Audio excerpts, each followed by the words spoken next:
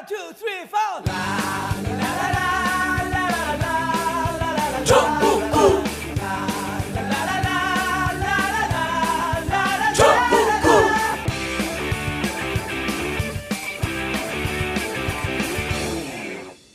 단 하나의 정통 정치 팟캐스트 정봉재 전국구 시작하겠습니다. 자, 함께 하실 분 포터블 포털. 안녕하세요, 최강욱입니다. 예. 자, 그리고 오늘이 수요일이고요. 내일과 모레 이틀 동안 문재인 트럼프 정상회담이 있습니다. 정상회담 이 주제를 함께 하실 국정기획자문위원 김준형 어디 교수지? 한동대 교수 예, 자리하셨습니다. 네, 안녕하십니까, 김준영입니다. 예, 국정기획자문위원 방송 나가지 말라 그러는데 나가지 말라는 사람이 쑥 나가버렸어 그냥. 예, 그래서 저도 나왔습니다. 근데 15일이면 끝납니다. 아, 그래요? 네. 원래 5일까지였는데 10일 연장됐습니다. 7월 15일이요? 예, 7월 15일은 다 끝입니다. 지금 뭐 얼마 안 남았어요 이제. 네. 그러면 두 달 좀 넘게 하신 거예요? 아, 60일, 딱 60일인 것 딱 같은데요. 60일. 돈은 15일까지가. 급여를 주는 거야 안 주는 거야? 준다 당해 드려야 되는데 예. 아직까지는 안 드리고 아마 예산이 편성한 다음에 주겠죠 나중에. 저보다 향후에? 어떻게 더 잘 아시죠? 예. 아니 그거 안 주면 소송해야 될 일이기 때문에 제가 모집하고 있습니다. 자, 그리고 한반도 주변 문제 전문가 김창수 박사 자리하셨습니다. 네, 안녕하십니까. 예. 난 통일부 장관으로 갈 줄 알고 있었는데. 아니 뭐 정권은 길기 때문에. 예. 그럼요. 2기, 3기. 네. 장관으로 가는 거예요? 뭐 많이 최소 있죠. 최소 차관급 아니야? 아니 앞으로 30년 동안 우리가 정권을 잡을 건데 그럼요. 통일부 장관 가셔서 한 7년 하셔야죠. 장관. 그럼 이번에는 비서관으로 갔다가 요 다음에 장관 갔다가. 요 마지막에 다음에 장관 가는 건 조건이 있어요. 내가 잡으면 장관 시킬게. 자, 우리 방송 들어가기 전에 최 변호사님. 네. 무슨 참여연대 공익제보자. 네. 그 얘기 좀 해주세요. 작년에도 잠깐 말씀드렸었는데 예. 우리 참여연대 민변 인권의학연구소 시민사회단체 연대회의에서 이게 지금 중요하게 추진하고 있는 사업인데요. 아름다운 재단이 기금을 마련해가지고 공익제보를 하신 분들한테 왜 보복을 하고 귀찮게 해가지고 생계를 박탈하는 경우가 많잖아요. 그런 분들의 경제적 정신적 어려움을 지원하기 위한 공익제보자 생활지원 프로젝트를 진행하는데 이거를 잘 몰라갖고 지원을 안 하셔가지고 혜택을 못 받는 일이 있으실까봐. 공익제보 한 사람들 중에? 네, 공익제보 하신 분들 중에 굉장히 어려워진 분들, 이런 분들 심사를 그러니까 회사에서 해가지고. 잘리고 왕따 그렇죠. 되고 네. 그런 분들 많잖아요. 예, 그런 분들한테 보복을 해가지고 그런 거를 또 공익제보를 앞으로 못하게 하려는 수단으로 사용을 하니까 예. 우리가 이제 이런 기금을 통해서 지원을 해드린다는 건데요. 6월 19일부터 7월 21일까지 지원을 받고 있고 그 결과를 8월 23일 날 통보를 해드린 다음에 선정이 되시면 생계비도 지급하고 법률 상담도 해드리고 예. 심리 치료까지 해드린답니다. 그러니까 이거는 참여연대 홈페이지에 가시면 자세한 안내를 보실 수 있으니까요. 예. 주변에 고통받고 계시는 공익제보자들을 아시거나 아니면 당사자분들은 왜냐면 숨어버리거든. 네네. 예, 피해보다가 숨어버리니까. 꼭 좀 우리 사회를 위해서 아주 올바르고 좋은 일들을 하신 분들이니까 예. 이런 좋은 프로젝트에 지원하셔서 꼭 혜택을 받으셨으면 좋겠습니다. 아, 나 공무원 할 거 그랬어. 공무원 했으면 공익제보 날마다 했을 텐데. 어? 금방 잘리지. 아니, 잘린 것도 계속 하는 거예요. 자, 그리고 우리 전국구 홈페이지 개편하면서 와이드9 WID 9 와이드9.net 홈페이지 개편하면서 와이드 몰을 오픈했어요. 그래서 이제까지 인터넷상에서 팔던 좋은 물건들을 한 100여 개 정도 입점을 시켰는데 일주일 됐거든요. 근데 이거 원래 물건이 팔리는데 한 6개월쯤 걸린대요. 예. 물건을 정착되는데. 아니 하나라도 사는 게 하나라도. 사람들이 계속 눈팅만 한대. 이게 믿음이 하나 어쩐가. 근데 다른 데서 팔던 거예요. 다른 어디 사이트라고 얘기할 수는 없는데 그래 이제 물건이 했는데 지난주에 광고 나간 날서부터 매출이 계속 일어나는 거야. 이게 우리가 직접 하는 거거든요. 그리고 이제 그 외부 팀들도 들어왔는데 우리가 직접 하는 건데 이번에 이제 와이드9.net 가입하시는 분들 파인 프라치약이라고 아주 좋은 치약인데요. 파인프라 치약 여행용 키트를 선물로 드립니다. wide9.net. 그리고 여기서 우리가 돈 열심히 벌어갖고요.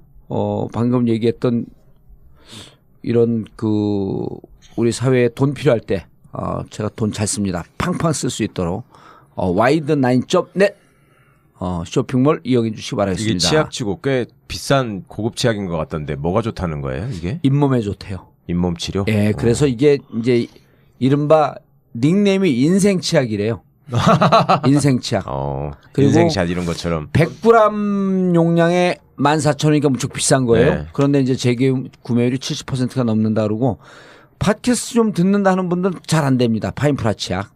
예, 그래서 여행용 키트를 드립니다. 자, 그리고 지난주 네. 북콘서트 지난주 했나 우리가? 예. 예, 북콘서트 했는데 북콘서트 내용을 사실 여기 전국구에 업데이트 하려고 하는데 우리가 너무 비밀 내용을 많이 얘기했어. 그래서 그 내용을 전국구에서 업로드할 정도의 하기엔 좀 위험한 내용들이 많아서 공식적인 업로드는 하지 않고 다만 최강욱 변호사 책 소개는 하고 넘어가겠습니다. 전국구를 애청하는 청취자 여러분, 안녕하세요. 봉도사가 명명한 포터블 포털 최강욱입니다. 제가 이번이 아니면 다음은 없다라는 심정으로 책을 한 권 썼습니다. 이미 아시는 분은 많이 아시는데요. 권력과 검찰이라는 책입니다. 검찰개혁. 그동안 여러 정부에서 시도했지만 누구도 성공하지 못했습니다. 새 정부에서는 반드시 이루어야 합니다. 법조기자 김의겸, 변호사 김선수, 판사 출신 이정열, 검사 출신 금태섭 의원, 그분들과 검찰개혁에 대해 신랄하게 이야기했습니다. 여러분의 관심이 개혁을 성공시킬 수 있습니다. 감사합니다. 아직도 방충망 없는 폴딩 도어를 사용하고 계신가요? 폴딩 도어엔 방충망 설치가 어렵다고 생각하셨다고요? CNR 주름 방충망만 있으면 고민할 필요가 없습니다. 방충뿐만 아니라 사생활 보호, 자외선 차단까지. 국내 최초 최대 높이 3m, 너비 10m까지 시공 가능한 CNR 주름 방충망. 폴딩 도어뿐만 아니라 현관, 썬룸 등 원하는 장소에 설치할 수 있습니다. 돌돌 말려 들어가는 자동 방충망이 아닌 원하는 위치까지 열고 닫을 수 있는 수동 방충망이라서 내구성이 좋을 뿐만 아니라 우리 아이들에게도 안전한 CNR 주름 방충망입니다. 더 자세한 내용을 알고 싶으시다면 1661-1142로 전화 주십시오.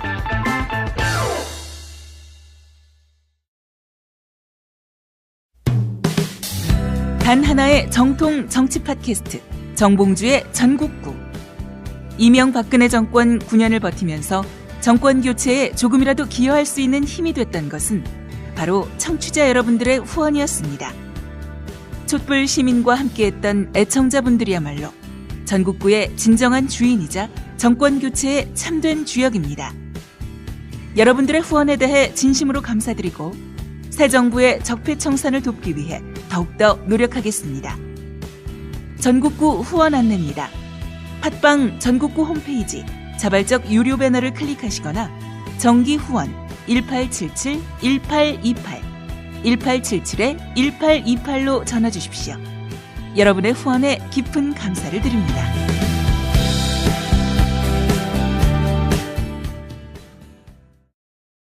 새벽 2시에 깨어났나. 딱히 고민이 있어서 그런 건 아니다. 새벽 5시에 일어났나. 새벽 6. 아우, 이 인간이 잠도 못 자게 화장실을 들락거려. 남성 활력과 전립선 건강 하루 한 알로도 충분합니다.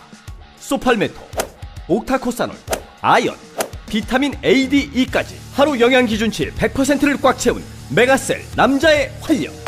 지금 바로 인터넷 검색창에 메가셀 남자의 활력을 검색해보세요.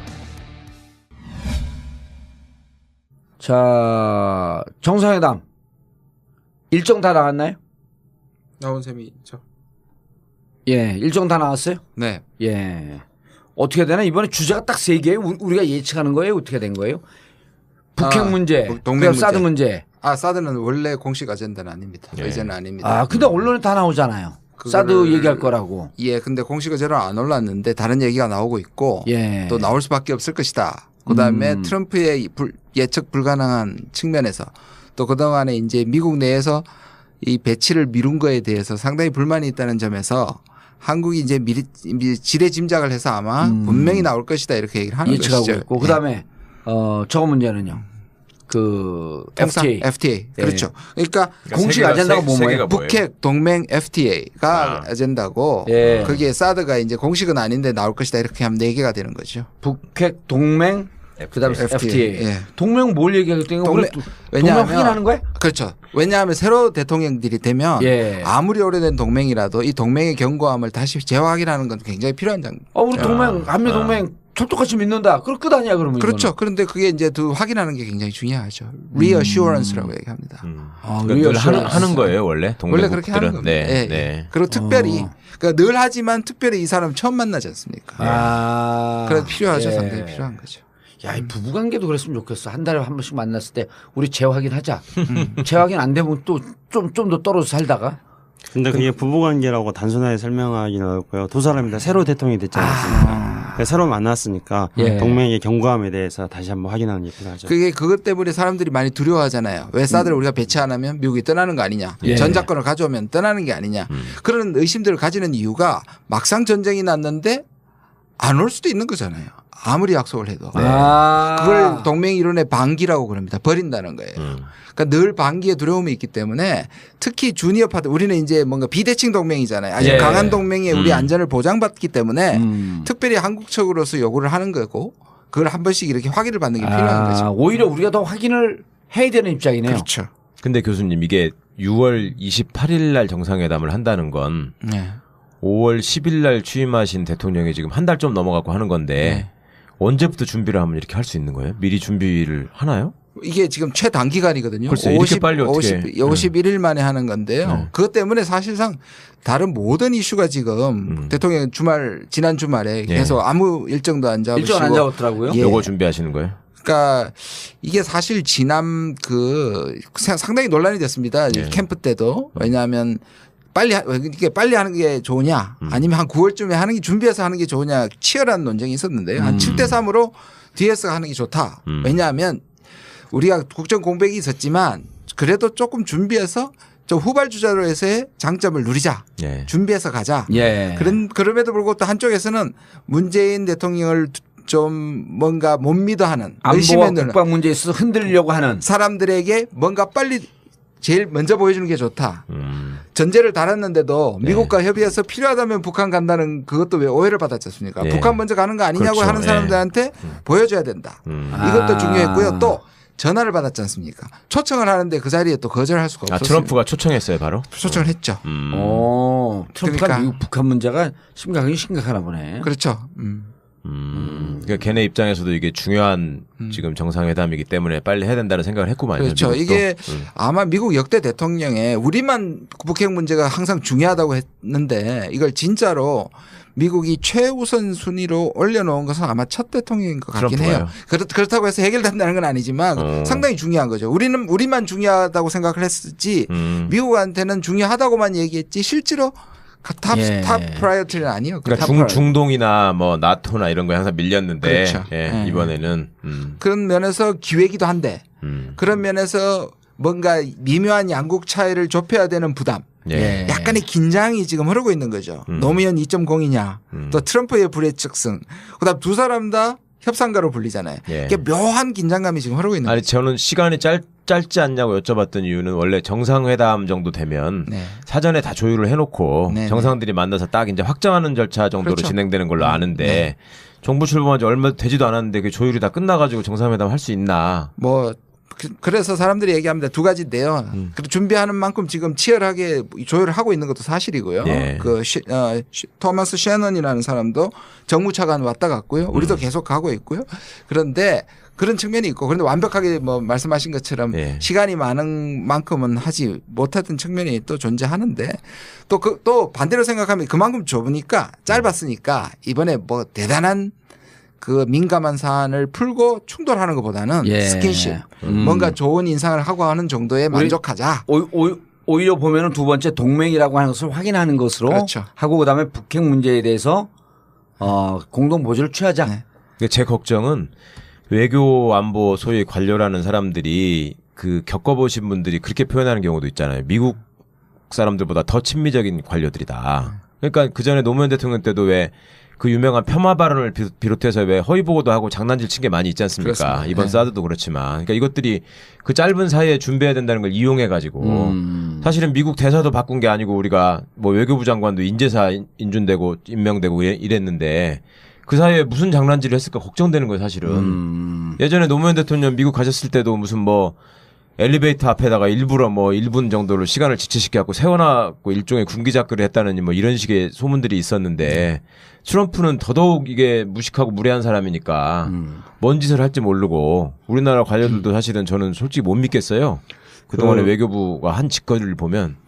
관료들뿐만 아니고 한미 정상회담 이후에 네. 우리나라의 언론과 네. 그다음에 또 일본이라는 또 세력이 있지 않습니까? 이들이 가지고 굉장한 어떤 그 공격에 노출될 수 있는 가능성도 많이 있습니다. 장난질. 그렇죠. 네. 그러니까 예를 들어 본다면은 이번에 문정인 교수 맞아. 그거 예, 가지고. 그것만 하더라도 문정인 교수가 발언한 게 뭐 미국과 협의해가지고 예. 북한이 핵 미사일에 대해서 동결을 하면은 한미 군사훈련에 대해서 중단할 수 있다 이렇게 말했는데 미국 내에서는 이미 그런 의견들은 많이 이야기된 것이고 예. 또 현지에서는 별 문제도 안 되는 겁니다. 근데 그게 한국에서만 증폭이 되지 않습니까?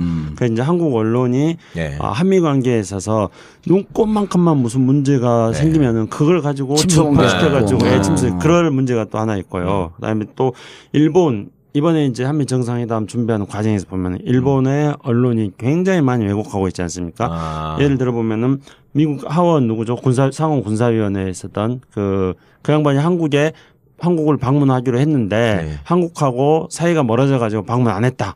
뭐 이런 식으로 그렇죠. 보도가 됐었죠. 예, 일본 언론에서 이거 가짜 뉴스인 거죠. 그런 식으로 해가지고 현재 문재인 정부가 뭔가 일본과 관계 속에서 박근혜 정부가 했던 일본 위안부 문제라든가 이런 것들을 재조정해 나가려고 하는 움직임에 대해서 문재인 정부는 한미 관계를 약화시키는 정권이라는 이데올로기적인 공세를 퍼부으려고 하는 거죠. 그렇게 함으로써 문재인 정부에 대한 압박을 넣어서 송군 위안부, 일본군 위안부 문제를 비롯해서 저희들이 원하는 방향으로 끌고 가려고 언론 플레이를 하는 거죠. 아니 그리고 이런 것도 있을 수 있을 거 아니에요. 그 일본 입장에서는 아베가 트럼프가 되자마자 그냥 가서 납작 엎드렸거든요. 네네. 악수하는데 그 동영상 나오는 거 보니까 그냥 아베가 쩔쩔매다만 손을 잡고 흔드는데 또 이렇게 쳤죠. 또 손등을. 그러게 뭐 이렇게 갖고 놀듯이 했어요 아베를. 그런데 그리고 실질적으로 일자를 만들기 위해서 자기도 어마어마한 투자를 하겠다 그러면서 별 성과도 못 누렸단 말이야. 근데 지금 보니까 트럼프 입장에서는 북핵 문제를 가장 탑 프라이어리티로 두고 가장 중요한 문제로 두고 자칫 잘못하면 한미 간의 동맹이라고 하는 게 전 세계에 알려지면서 공고하다라고 하는 게 확 부각될 수가 있어요. 핵 문제 때문에. 그럼 일본 입장에서는 자기들이 그렇게 공을 들인 미일 관계 이거를 뛰어넘는 한미 관계가 만들어질 것 같은 이 불안감이 있는 거예요. 그러니까 어떻게든 고춧가루 뿌려갖고 좀 깽판 좀 놓고 잘 안 되길 바라고 이런 심리가 있어요 없어요? 그렇게 말씀하시면은 저는 놀래가지고 있습니다. 예. 당근 있죠. 저는 그거보다 통일부 장관 돼야 되니까 국내가 걱정인데요. 예. 그 아까 부분을 전 좀 보충하고 싶은데요. 자, 안경환인가요? 예, 안경환에서도 비밀 40년 전에 걸 뽑아낸다든지. 그렇죠. 이번에 문정인 특보가 갔을 때도 미국에 사실 아무 문제가 없었거든요. 전제를 달았고 있었던 이 회의 자체가 학자들의 자기 의견을 발표하는 그런 성향이 많았고요. 근데 이걸 가지고 한국에서 커지니까 미국에서 미국이 보니까 큰일인가 보네 하고 다시 한국에서 문제됐던 것들이 미국 가서 그러면 마치 문재인 그 정부가 미국하고 차이가 있는 것이다. 근데 늘 그랬습니다. 아까 말씀하신 것처럼 한국에 있는 사람들이 더 경기를 하고 우리가 더 문제를 삼아서 미국 사람들 문제가 없는데 사실 가서 미국의 문제를 만들어 버리는 거죠. 이게 저는 그러니까 그런 불안한 사람들이 있고 그 뒤에는 저는 지금까지 조직적으로. 문재인 대통령이 참 잘했지 않습니까? 완전히 엎드려 있던 사람들이 드디어 물을 만난 것처럼 역공을 할 수도 있다. 그렇죠. 이게 문제가 되는 게 뭐냐면 단 한 개 이상한 모습이라도 만약에 정상회담에 나온다면 악수를 한다든지 뺀다든지 옛날에 김대중 대통령이 디스맨이라고 하는 게 한 번만 나오면 난리를 칠 겁니다. 한국에서. 그게 걱정입니다. 가장 이제 문제가 될 수 있는 거는 트럼프 대통령의 예측 불가능한 그런 성격 스타일 그렇죠. 때문에 네. 혹시나 트럼프 대통령에 의해 가지고 문재인 대통령이 무시당한 상황이 발생하면은 전 세계의 모든 사람들은 트럼프가 이상해서 그렇다고 말할 겁니다. 예. 근데 한국 언론만 유일하게 문재인이 문재인이 무시당했다. 한미동맹 깨졌다. 이렇게 나올 겁니다. 그렇지만은 우리가 이제 이런 것들이 불안해하는 요소라고 말할 수 있습니다만은 그러나 또 긍정적인 요소도 많이 있습니다. 왜냐하면은 문재인 정부 출범 이후에 곧바로 외교부 차관이 장관 없는 상태의 차관이 준비를 쭉 해왔었고요. 미국하고. 예. 그다음에 이제 문재인 대통령이 우리가 이제 기억을 해보자면 한 열흘 전부터 외신들이라든가 미국 언론들하고 계속 인터뷰를 하지 않았습니까? 예. 많이 깔아놨죠. 예. 그렇죠. 맞아놨습니다. 그러면서 그걸 통해 가지고 백악관이라든가 국무부라든가 이런 관료들뿐만 아니라 미국의 전문가 집단들 그리고 미국의 여론에 대해서 이미 그 물밑 작업들을 쭉 해놨기 때문에 이게 예. 갑작스럽게 돌발적인 그런 상황이 발생한다기보다는 자락을 깔아놓은 범위 안에서 논의가 될 가능성이 많이 있습니다. 예. 그리고 트럼프 대통령은 또 자기가 국내적으로 지금 굉장히 불안정한 상황이지 않습니까? 그렇기 때문에 오히려 트럼프 대통령 입장에서 본다면은 동맹과의 관계를 불안하게 만드는 그래서 국내적 불안과 이렇게 같이 겹치는 이런 현상을 만드는 것보다 특히 이제 오바마 정부 때 북한 문제를 잘못 풀었는데 이번에 북한 문제를 잘 품으로써 또 자기 국내적인 어려움을 또 극복해 나가는 이런 식으로 사고할 가능성도 있습니다. 예. 그렇기 때문에 아까 앞에 이제 여러 가지 부정적인 요소들 말씀했습니다만은 그러나 또 긍정적으로 될 수 있는 여지도 많이 있다는 것을 조금 덧붙입니다. 그러니까 트럼프가 오바마하고 차별화하고 또 흔들리는 자기 정권 기반을 유지하기 위해서 네. 북한 카드를 어떻게든 활용하려고 할 것이고 예. 그러니까 오바마도 해결 못한 건 나는 해결했다라고 생색을 낼 수 있는 기회가 될 수도 있기 때문에 예. 그렇죠. 그거는 이미 그렇게 나가고 있는데 굳이 예. 이제 용어를 만들어 보자면은 그러니까 anything but 오바마인 거죠. 그러니까 그렇죠. 오바마가 네. 반대로만 하겠다는 겁니다. 네. 그래서 실제로 그렇게 하고 있는 게 파리 기후변화 협정 그 탈퇴. 탈퇴했죠. 탈퇴. 예. 그다음에 이란과의 핵 협상 문제에 대해서 지금 원점을 돌리고 있고 TPP도 그렇게 하고 있고 쿠바도 하고 있고. 그다음 나프타. 예. 나프타도 그렇고. 예. 그러니까 오바마가 한 거는 지금 다 비토를 하고 있지 않습니까? 대신 오바마가 대북 정책을 못했으니까. 그리고 거기서 이제 성과를 내서 애니싱 봇 오바마. 나는 오바마가 다르다는 모습을 보여주려고 할 수도 있는데. 오바마가 안 한 것은 오바마가 아닌 거는 지금 다 하고 싶어 하는 건데 한 거는 그 중에 부정하고. 제일 핵심적인 게 북핵 문제에 대해서 오바마가 아무것도 안 했잖아요. 전략적 인내라고 하면서 그리고 CFR 그렇죠. Council for Foreign Relations 그게 아주 보수적인 모임이라면서요. 보수 좀 중도적이죠. 전직구. 중도 보수적이죠. 예. 근데 거기에서도 오바마는 실패했다. 대북 정책은. 그러면서 여기에서 주장한 게 문정인하고 똑같은 얘기를 한 거예요. 오히려 한 발 더 나가갖고 예. 핵 실험을 중단한다면 식량까지 제공하겠다 그랬어요. 거기서는. 그렇죠. 맞습니다. 근데 이제 문정인이 이번에 그 얘기를 하니까 식량 중단 공급 얘기도 하지 않고 군사훈련을 축소할 수 있다. 축소를 검토할 수 있다. 전략자산. 2010년 전까지는 전략자산이 안 그렇죠. 왔거든요. 근데 2010년형 이전으로 돌아가자. 그러니까 그 얘기를 문정인이 하니까 이게 네. 난리를 핀 거 아니야. 그 미국 보수 집단들은 그 얘기를 하고 있었는데. 글쎄. 그리고 무슨 뭐 사드 필요 없으면은 뭐 우리가 다시 가져가겠다 뭐 이런 얘기도 가짜뉴스라면서요. 보도됐던 거 안 보셨어요?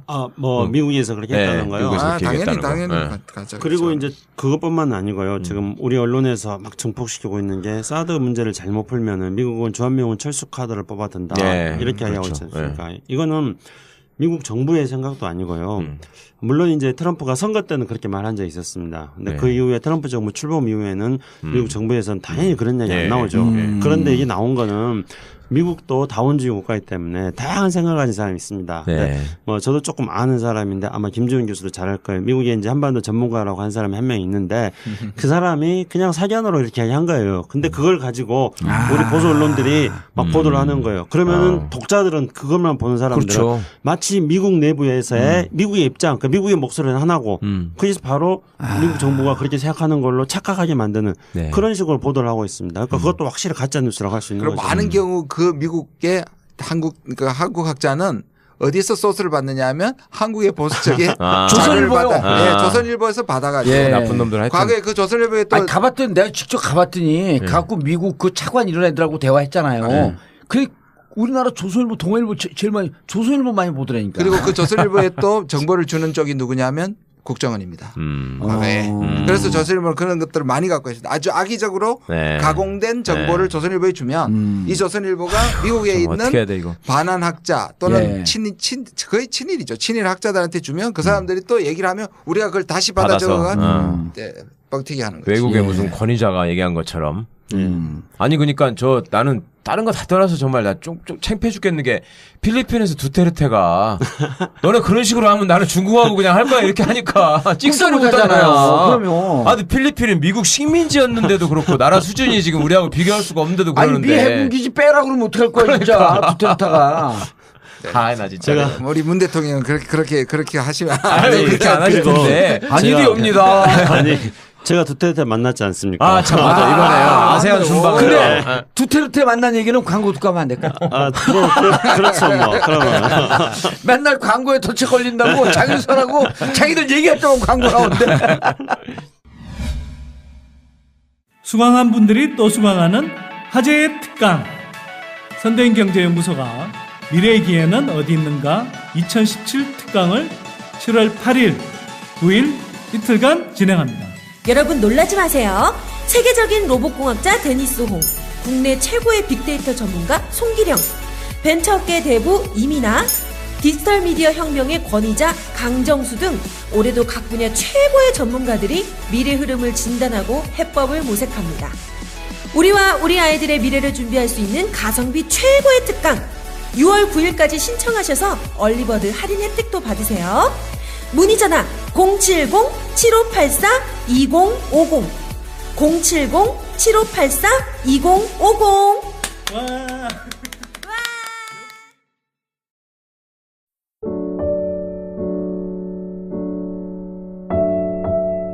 정권 교체 이후 세월호에 대한 관심이 무척 높아졌습니다. 진상규명, 안전사회 건설을 위한 발걸음이 한결 가볍고 빨라졌습니다. 세월호 가족들의 기대가 점차 높아지고 있고 우리 사회도 이제 세월호 희생자들에 대한 부채를 갚아야겠습니다. 지금까지 가족들의 손을 잡아준 분들 고맙습니다. 여러분의 도움으로 함께 살아왔습니다. 마지막까지 세월호 가족들의 손을 잡아주세요. 인터넷 검색창에 세월호 가족지킴이를 검색하세요. 여러분 한 분 한 분의 고마운 관심과 후원을 기다리고 있습니다. 세월호 가족지킴이.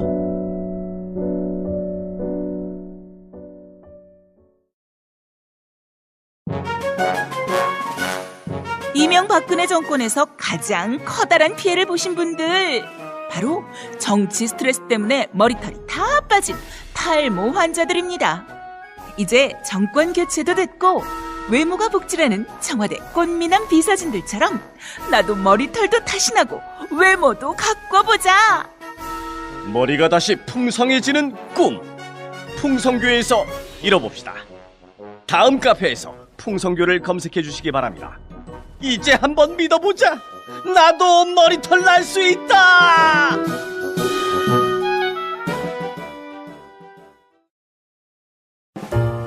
전국구 와이드나인에서 추천하는 크루즈 여행, 포르테디 콰트로 크루즈. 7월 31일 밤 10시에 부산을 출발, 8월 3일 오전 9시 일본 도쿄에 도착하는 3박 4일의 크루즈 여행.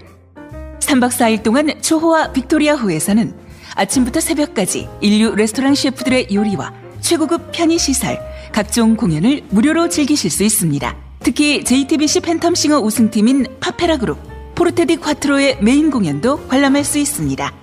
가격은 119만원. 전국구 애청자들에게는 20만원 상당의 객실 업그레이드 서비스를 드립니다. 7월 20일까지 접수. 자세한 내용은 전국구 홈페이지 www.wide9.net 또는 02-948-1416 02-948-1416번으로 신청해주세요. 올여름 휴가는 전국구와 함께하는 크루즈 여행입니다. 자, 두테르테 악수했어요. 두테르테하고 악수했죠. 손가락 몇 초? 뭐 한 1, 2초 했나요? 잠깐만. 두테르테 그런 거 키 조그맣죠. 네. 그러니까 뭐 악수로 뭐 이렇게 기선제압하고. 그렇지 않아요. 그렇지 않고 거기서 쪽팔린 짓이 지방에서 만났잖아요. 어디 놀러 갔다 그랬나 뭐 그래갖고. 아니 이제 자기네 두테르테 집이 네. 고향이 필리핀의 남부에 있는 민다나오. 요즘 IS가 그 근거지 그렇죠. 만들라고 아주 위험한 곳이. 민다나오 섬 최남동부에 있는 다바오가 그 두테르테 고향입니다. 그래서 그 트럼프 대통령 흉내를 내는 건지 어쩐지 모르겠는데요. 토요일만 되면은 다바오에 내려갔다가 그게 마라가고 리조트 마라가고 트럼프가 내려간 것처럼 그렇게 해가지고 거기에 또 트럼프처럼 또 외국인 정상들 또 불러요 또 그리. 민다나오 주지사 출신이잖아요. 네. 정치적 기반이잖아 거기가. 그렇죠. 두테르테 난 그 막 무식하긴 해도 좀 속은 시원하더라. 아, 그러니까. 그런데 아까 권력 잡으면 그쪽 종류의 리더가 될 것 같은데. 아니 근데 이제 전 안 해요. 그렇죠. 두테르테 같은 방식은 또 우리에게 그런 속 시원한다는 측면만이 부각돼서 그렇죠. 실제로 보면 이제 그 반인권적이고 그리고 질서 이제 파괴하고 그 개발 독재형 권위주의 모델인 거죠. 그래서 우리보다는 훨씬 더 후진적인 60년 초반 박정형이야. 근데 아무튼 두테르테는 그냥 막 그렇게 지르는 사람인 거예요. 그리고 자기가 이렇게 몇 개의 정보 입력되면은 충분히 소화 안 하고 그냥 막 내질러버리는 스타일이에요. 도찐개찐해 트럼프하고. 또 하여튼 근데 이제 예를 들어서 이제 두테르테가 사고를 친 게 뭐냐면요. 한국이 필리핀에다가 T-55라는 훈련기를 수출을 했거든요. 근데 이제 두테르테는 그거를 미국제인 줄 알고 그래서 두테르테가 아니 T-50 훈련기에 그게 훈련기인데 그런 훈련기 때문에 무장이 안 돼 있는 거잖아요. 그런데 왜 저 전투기에는 무장이 안 돼 있냐고 왜 저런 전투기를 미국에서 사오냐고 막 그렇게 떠들어가지고 지금 현재 필리핀 주재 미국 대사가 성킴이거든요. 성킴이 또 글로 갔어요? 그래가지고 성킴이 한국 대사한테 그런답니다. 아니 그 무기 너네들이 필리핀에다 판 건데 왜 우리한테 가르치냐고 막 그런답니다. 그래서 약간의 그런 기형적인 것이 아니라 뭐라 그러나 이런 그런 어떤 돌발적인 그런 리더십이기 때문에 우리가 그 돌발적인 리더십은 그냥 아까 말씀드린 것처럼 아주 옛날 오래 전에 그런 리더십이다 하고 우리는 이제 새로운 21세기형 리더십 만들어 나가야죠. 그래 두테르테하고 친구 먹었어요. 그래서 만나보니까 어때요 느낌은? 아니 외모는 비슷하더래 서로. 느낌은요. 그냥 한마디로 말해서 자기 마음대로 하는 사람이다. 눈치 안 보고 하는 사람이다. 뭐 이런 거죠. 그리고 관료들도 꼼짝 못한다. 자기 혼자 떠드는 스타일이다. 뭐 이런 거죠.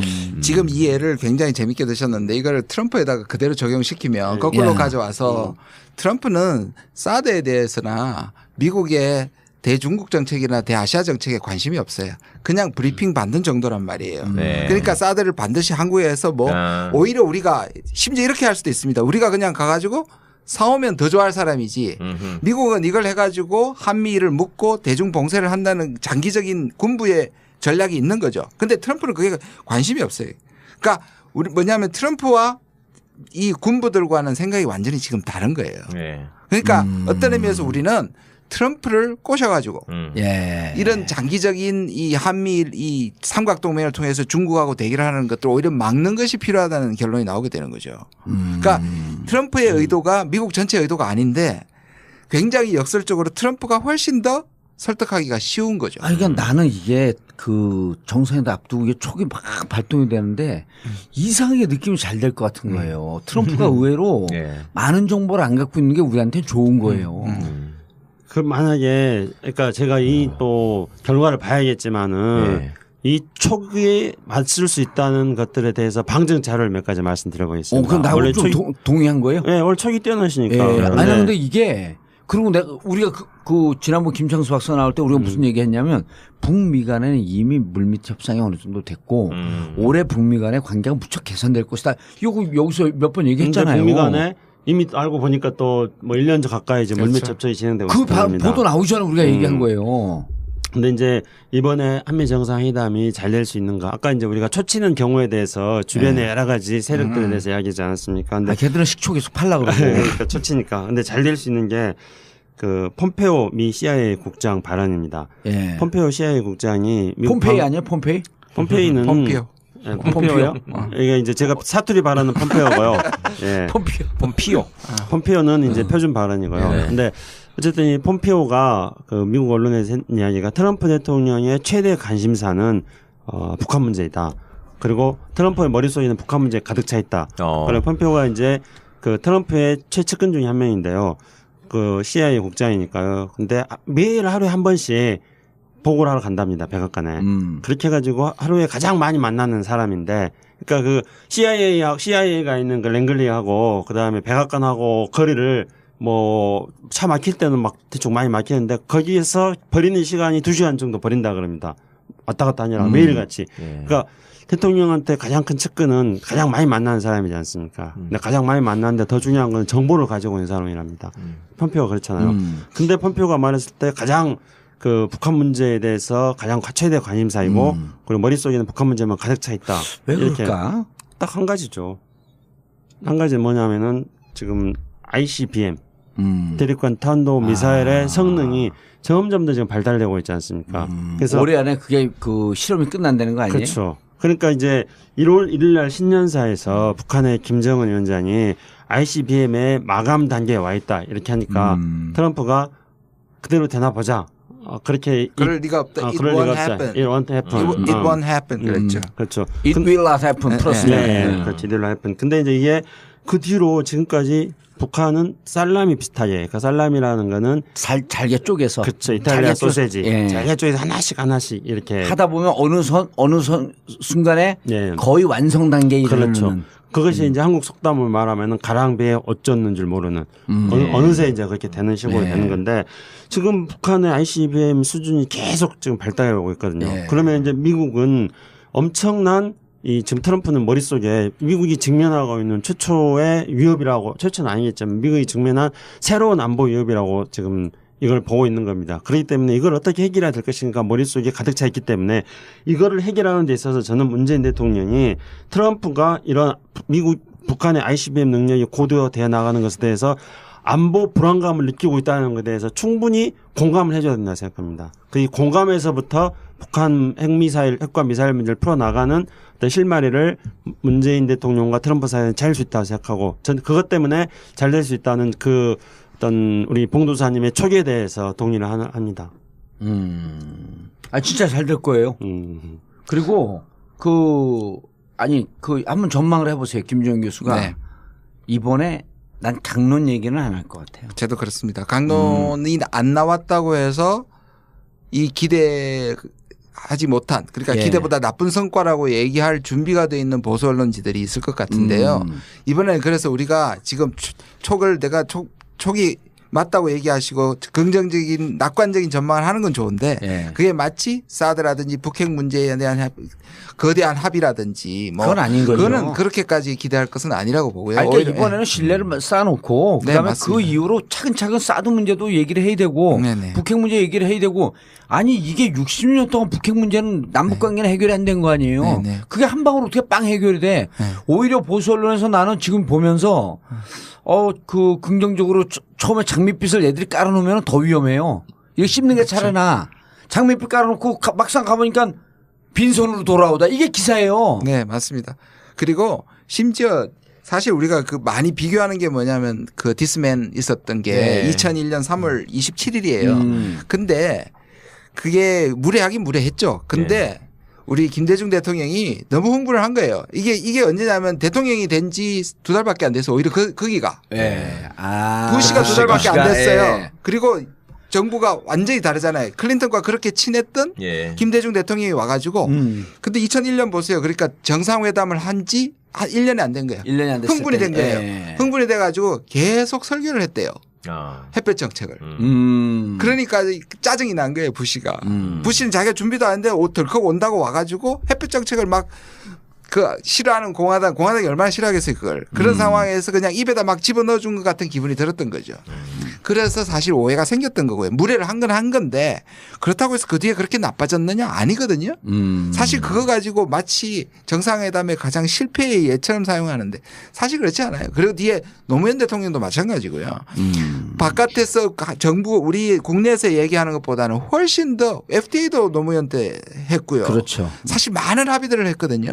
그런 걸 보면 이게 아까 우리가 계속 같은 얘기를 하게 되는데 저건 오히려 내부에 있다. 그러니까 오히려 정말 국익을 생각한다면 오히려 밀어줘야 되는데 실패하기를 기다리는 그 세력들은 좀 경각심을 가져야 합니다. 그러니까 그게 진짜 그 세력들이 같이 안 보인 게 이번에 정말 안보와 국방, 외교 이런 걸 생각하는 대한민국 국민이라고 한다면 다소 결함이 있을지라도 정상회담은 성공해야 된다 이렇게 얘기를 하고 있거든요. 그렇죠. 근데 지금부터 미리 아니 가시는 걸음 지려밟고 가시옵소서 그러면서 고춧가루 계속 뿌리는 거야. 이게 무슨 안보 세력이에요?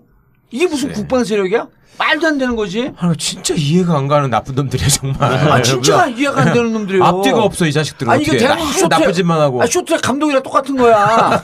다른 파벌이 갖고 금메달 따느니 그냥 떨어진 게 낫다고 우리나라 선수를 까내는 거 아니에요. 지금 그러니까 생각이 납니다. 제가 박근혜 대통령이 됐을 때 정말 가슴이 아팠지만 칼럼을 썼습니다. 예. 그 제목이 뭐냐? 박근혜 대통령이 성공했으면 좋겠다. 예. 저는 그랬어요, 진짜. 그 몇 명 읽었어요, 그래갖고.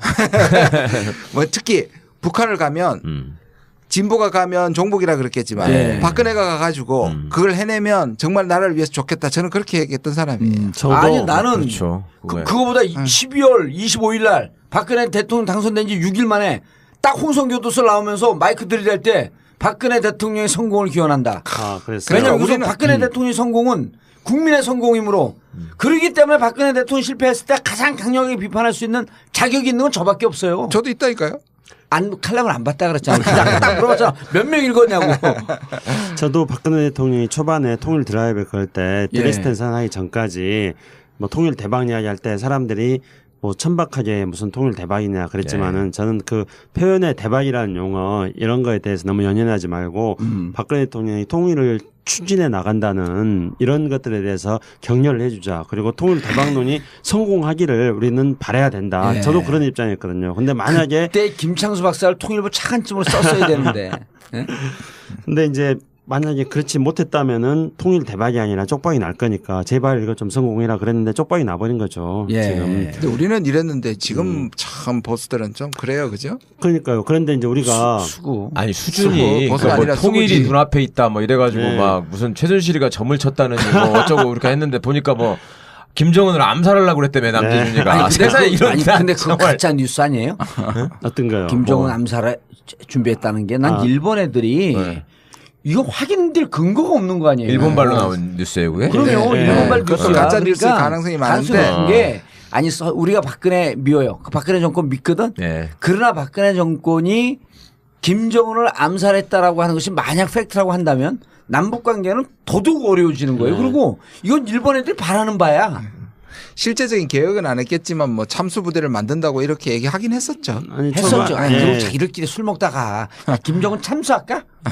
이런 그런 거 있었어요. 그러니까 초반에 이제 그 당시에 김관진 국방장관 세상에 관운이 좋아도 이렇게 좋은 사람이 우리나라 5,000년 역사상 있을까 싶은데 그 김관진 국방장관이 이제 뭐 김정은 집무실을 향해서 뭐 타겠다 뭐 이런 정밀 미사일을 쏘겠다 이런 거라든가 또는 뭐 하여튼 그 유사한 것들을 많이 하겠습니다.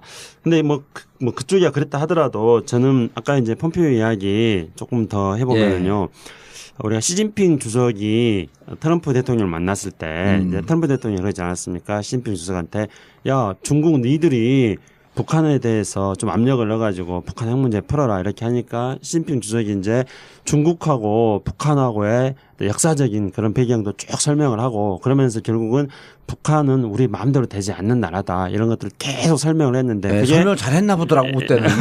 그게 이제 트럼프 대통령의 생각을 정리하는 데 도움이 됐다고 또 알려졌습니다. 근데 트럼프 대통령이 지금 또 북한 문제가 최대 관심사라고 CIA 국장이 이렇게 말하고 있는 이 상황을 저는 문재인 대통령이 트럼프 만날 때 잘 활용해야 된다고 생각합니다. 예. 그래서 시진핑이 차근차근 설명했던 것처럼 트럼프가 잘 모르는 북한에 대해서 문재인 대통령이 설명을 해야 된다고 생각합니다. 저는 트럼프가 잘 모르는 북한이 뭐냐면 트럼프는 일단은 북한은 뭐 핵미사일 가지고 미국을 위협한다.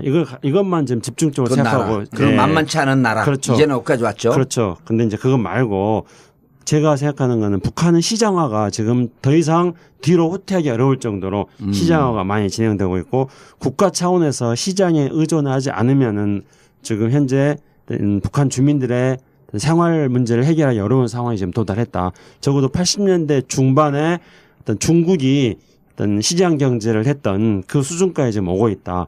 이 사실을 트럼프한테 말해줘야 된다고 생각합니다.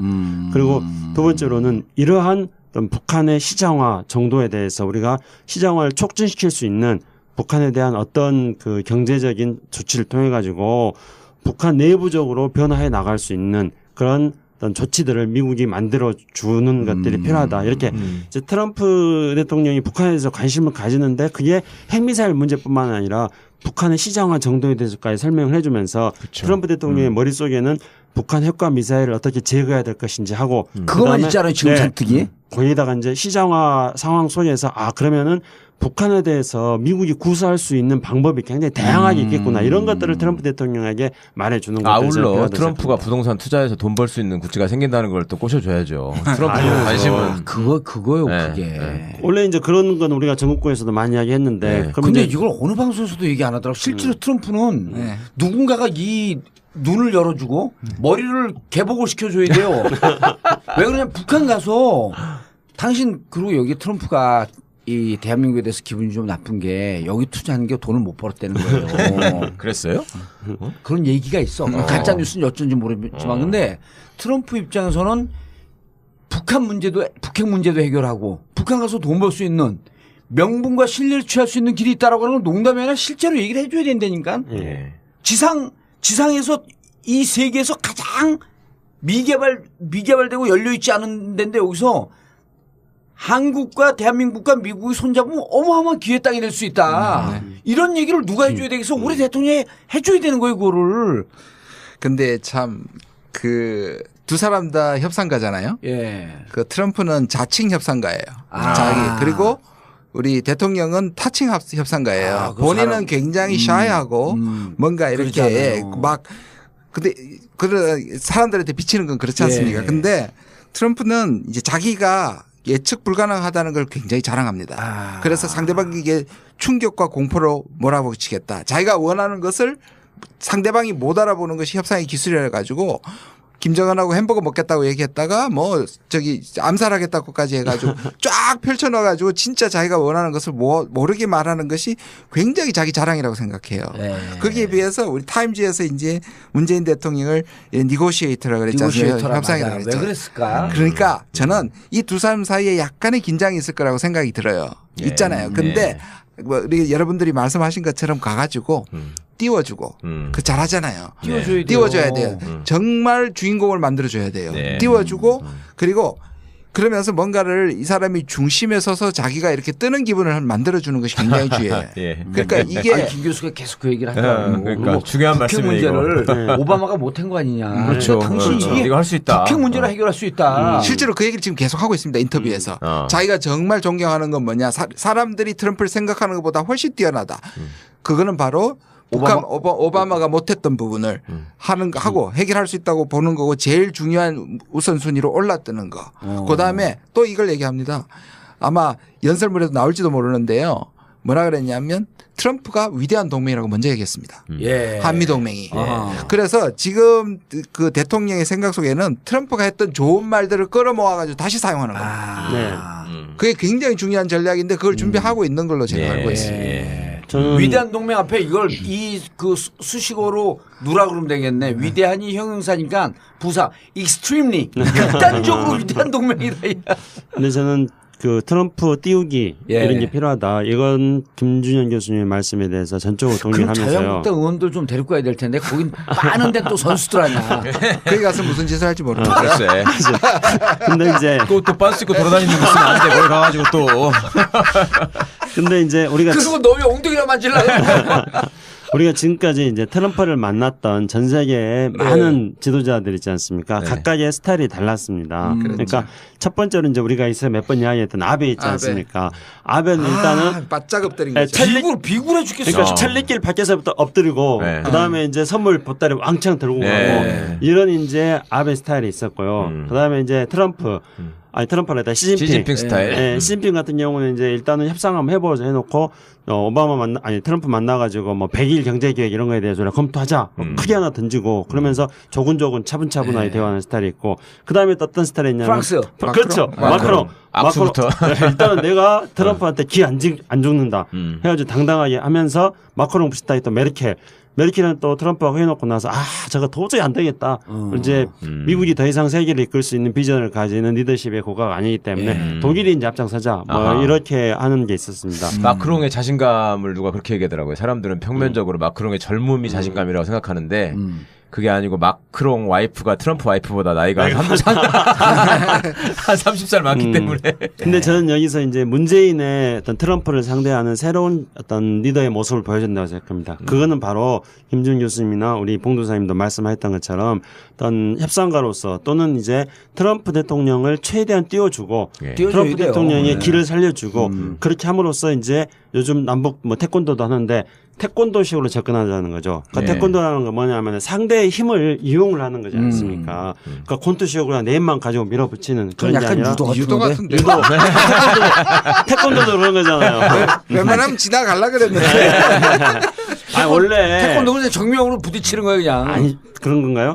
아니 저희가 잘못 들었네요. 이제목에서 양념 삼아서 씨름 여쭤보고 싶은 게 두 가지가 있었어요. 네. 그 하나는 그 강경화 장관이 영어를 워낙 잘하니까 지금 요새 막 이렇게 영어를 막 이렇게 전라도 말고 찌클고 있잖아요. 쫙 안전대상 쫙 해버리잖아.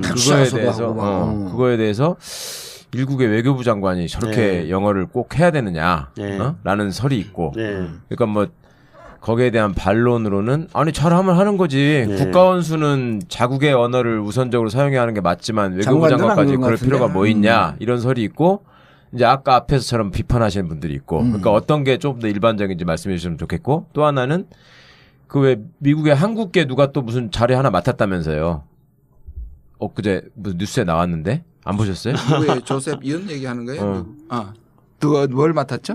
찾아보고 말씀드릴 거예요. 그러니까 성킴이 예전에 대사로 왔을 때도 조셉윤 이번에 이번에 와가지고 국회의원들 만나가지고 뭐 for no 얘기했던 사람 얘기하는 거 아니에요? 그리고 계속 원비어 가가지고 하여튼 아니 미국에서 무슨 자리를 맡았는데 뭐 그 사람에 대해서 되게 한국계라고 기대를 하지만 사실은 매파의 핵심 저거 들었구나. 빅터 차가 한국의 대사에 내정이 됐다. 그렇게 주한 미 대사에 내정이 됐다. 그래서 내가 성킴 생각이 났나 봐. 그러니까 그게 성킴이 왔을 때도 뭐 한국에서 자랐네, 뭐 한국말을 잘하네 어쩌고 하면서 한국 사정 잘 알 것처럼 얘기했지만 그 사람 진짜 뼛속까지 미국 사람이고 이 사람한테도 과연 기대할 게 있는 건지 왜 우리나라 사람들은 그렇게 한국 그게 끼면은 그러는지 모르겠어요. 그러니까 아까 우리가 얘기했던 그 미국 학자가 바로 빅터 차입니다. 초반에 얘기했던 사람. 아까 강경화 장관은 참 특이한 사람이고요. 워낙에 영어를 잘하고 원래 들으셨겠지만 김대중 대통령이 클린턴을 만나러 갔을 때 통역을 했는데 클린턴이 저 여자 누구냐고 어떻게 저렇게 영어를 잘할 뿐만 아니라 내가 얘기하는 걸 저렇게 정확하게 표현해내느냐 하는 데서 굉장히 감탄했다는 거 아니에요. 그런데 저는 이렇게 생각합니다. 이 짝이 되면 저는 외교부 장관이 미국도 그런 경향으로 갑니다. 그러니까 이 외교를 담는 안보실과 외교장관 있지 않습니까? 힐러리 클린턴이 옛날에 오바마 때 1기 외교장관을 했습니다. 그 사람은 소위 말해서 얼굴마담입니다. 좀 고급 외교를 하고 가서 의전 외교를 하고 그다음 G20나 UN 같은 데 가서 아주 세련되게 하는 거기에서 가장 알맞는 사람이 저는 강경화 장관이라고 생각을 합니다. 그거와 짝이 되는 건 뭐냐면 진흙탕 싸움을 하는 안보실이어야 합니다. 이것들을 밑에서 협상하고 딜을 해가지고 이겨내고 이 쌍날개로 가면 좋죠. 근데 지금 안보실이 너무 점잖잖아. 뭐 능력을 발휘하겠죠. 대통령이 생각이 있으시겠죠. 이 국가 간 관계나 서로 이제 정치인들 관계에서도 어느 정도 중요하냐면 제가 현역 시절에 그 심양시장하고 이제 무슨 그 우리나라 투자하는 사업 뭐 이런 등등 해갖고 그 회의를 한 적이 있는데 거기 조선족 그 여자가 공무원인데 정말 완벽하게 통역할 뿐만 아니라 이 상황을 이해하는 이해하는 게 너무 뛰어나서 내가 농담으로 우리 지금 그 대중 사업 이게 무척 중요하니 저 통역 저 여성을 높은 공무원도 아니에요. 저 통역 저 여성을 우리 국회에 취업시키자. 제가 그랬어요. 이제 농담 비슷하게. 그랬더니 그 진정구 시장이 뭐라는 줄 알아요? 서울시 전체를 다 줘도 저 여성은 안 보냅니다. 자기 인재다. 중국의 인재다. 그런 인재라는 거예요. 근데 이 사람도 아는 거야. 그래갖고 회의를 하는데 통역이 6-7명 있거든요. 그 사람 통역할 땐 그냥 찰떡같이 붙어 있는데 식사도 안 해요.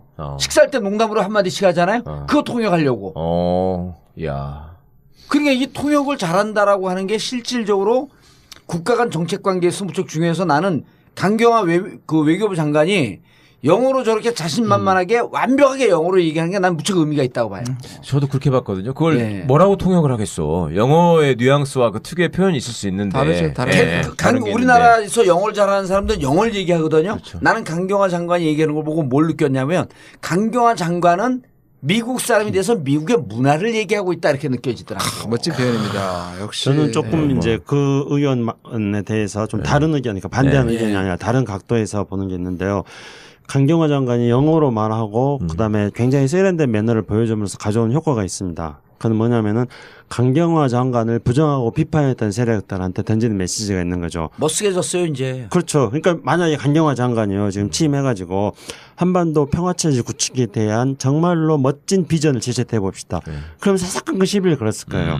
그리고 강경화 장관이 정책을 갖고 시비를 걸었겠죠. 그렇죠. 동북아 평화 공동체를 만드는 것에 대해서 비전을 제시하고 주변 국가들 관계 속에서 우리의 새로운 성장 동력을 만들어 가지고 대한민국 미래의 먹거리를 어떻게 만들 수 있는 외교를 하겠다 하면은 또 막 토시 잡아가지고 시비를 걸었을 겁니다.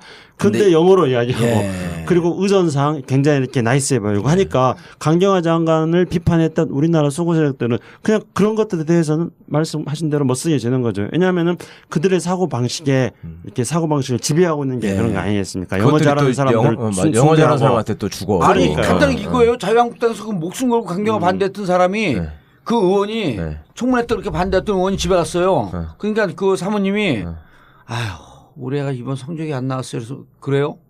그러니까 뭐가 안 나왔으니까 영어가 3등급이래요. 그러니까 야 너 강경화 장관 봐라 영어 그렇게 해야지. 진짜 그랬다는 거야? 아니 그럴 거라고. 가짜 뉴스가 이렇게 나오는구나. 진짜. 아니 영어만 하면 지들이 사대주의자라서 껌뻑 죽어요. 강경화 영어 하는 거 보고 한 말들도 못했을 걸. 그러니까요. 아 나도 저렇게 했었으면 앞으로 하고. 국회 답변도 영어로 해버리라고. 가가지고 뭐라 씨알때기 문제 그래서 얘기하면 저는 그런 생각이 들어요. 예. 그 우리 문재인 대통령이 청와대 들어갔을 때 되게 상황을 좀 이 전체 분위기 하나도 어색하지 않았잖아요. 예. 청와대 생활을 했기 때문에 저는 그게 상당히 중요하다고 생각해요. 그 분위기. 처음 들어가는 사람은 이 의자 그렇죠. 빼도 돼? 의자 옮겨도 돼? 이렇게 생각할 텐데 예. 그냥 라운드 테이블을 바꿔버려 너무 자연스럽잖아요. 근데 그거보다 더 중요한 게 뭐냐? 네. 청와대를 안 들어가봤는데도 딱 들어갔고 자연스러운 사람 최고예요. 제가 계속 얘기할게요. 아유, 교도소가 자연스러워. 얼마 자연스러워. 교도소 여러 번 들어가봤으니까. 장악을 해 교도소를. 근데 강경화 장관도 누구를 만날 때 이 영어가 되기 때문에 그런 것 분위기를 장악하고요. 네. 거기를 세 번째. 예. 저는 우리 문 대통령이 처음 방미를 합니다. 네. 노 대통령 때 처음 방미해가지고 환대를 받았을 때 사실상 노무현 대통령이 상당히 업됐어요. 당황했잖아요. 예. 업돼가지고. 근데 문재인 대통령은 그 부분에서 지금 앞에 말씀드린 자기가 강경화라고 청와대 하는. 강경화처럼 기죽지 말고 당당하게 마크롱처럼 저는 그게 굉장히 중요하다고 생각합니다. 그리고 그 가이드라인을 할 역할을 할 사람이 바로 강경화 그렇죠. 장관 아니에요. 네. 거가 자기 집이니까. 그렇죠. 예? 그리고 금방 김정일 교수님이 이제 노무현 대통령 때하고 비교를 했는데 저도 그걸 잠깐 좀 비교를 해보면요. 예. 그러니까 노무현 대통령은 후보 시절부터 이제 이게 전쟁이냐 평화냐 사실은 당시 정세가 굉장히 안 좋았었거든요. 그리고 이제 미국 가서 사진 찍으려고 미국 가면 왜 가냐 뭐 이런 발언을 해가지고 막 시비를 맞아요. 했었습니다. 그랬었죠. 그리고 이제 반미 대통령이 온 거 아니냐 막 이랬습니다. 예. 근데 이제 문재인 그 대통령은 얘기를 했잖아요. 노무현 대통령. 나 미국 한 번도 안 가봤는데. 그렇죠. 그게 뭐가 문제냐. 네. 미국 간 사람들 마치 친미주의자처럼 그렇게 얘기했던 네. 경우도 있었거든. 그렇게 해가지고 노무현 대통령을 막 반미 대통령 몰아세웠는데 노 대통령의 당시에 고민은 뭐였냐면은 이제 북핵 문제가 불거지는 상황 속에서 북핵 문제를 해결하려면 미국과 협력이 필요한데 근데 자기가 이제 미국 언론에 반미 대통령으로 이렇게 낙인시켜 있으니까 이걸 어떻게 해소할 것인가 고민이었어요. 그래가지고 가가지고 이제 막 발언을 또 오버한 거죠. 내가 미국이 안 했으면은 뭐 인민군에 뭐 포로 소용소 있었을 것이다. 막 이렇게 이제 발언을 오버했는데요. 조금 오버했죠. 네. 근데 그런 거를 이제 전부 문재인 대통령 같은 경우는 경험을 했기 때문에 또 문재인 대통령에 대해서도 뭐 말 잘못하면 미국은 철수할 거라는 식으로 미국 내 일부 의견을 가지고 마치 그게 미국의 입장인 것처럼 그렇죠. 왜곡하는 국내 여론들이 있기 때문에 이런 것들을 이제 신경을 써야 된다는 거죠. 신경을 써야 된다는 사실을 알고 있는 겁니다.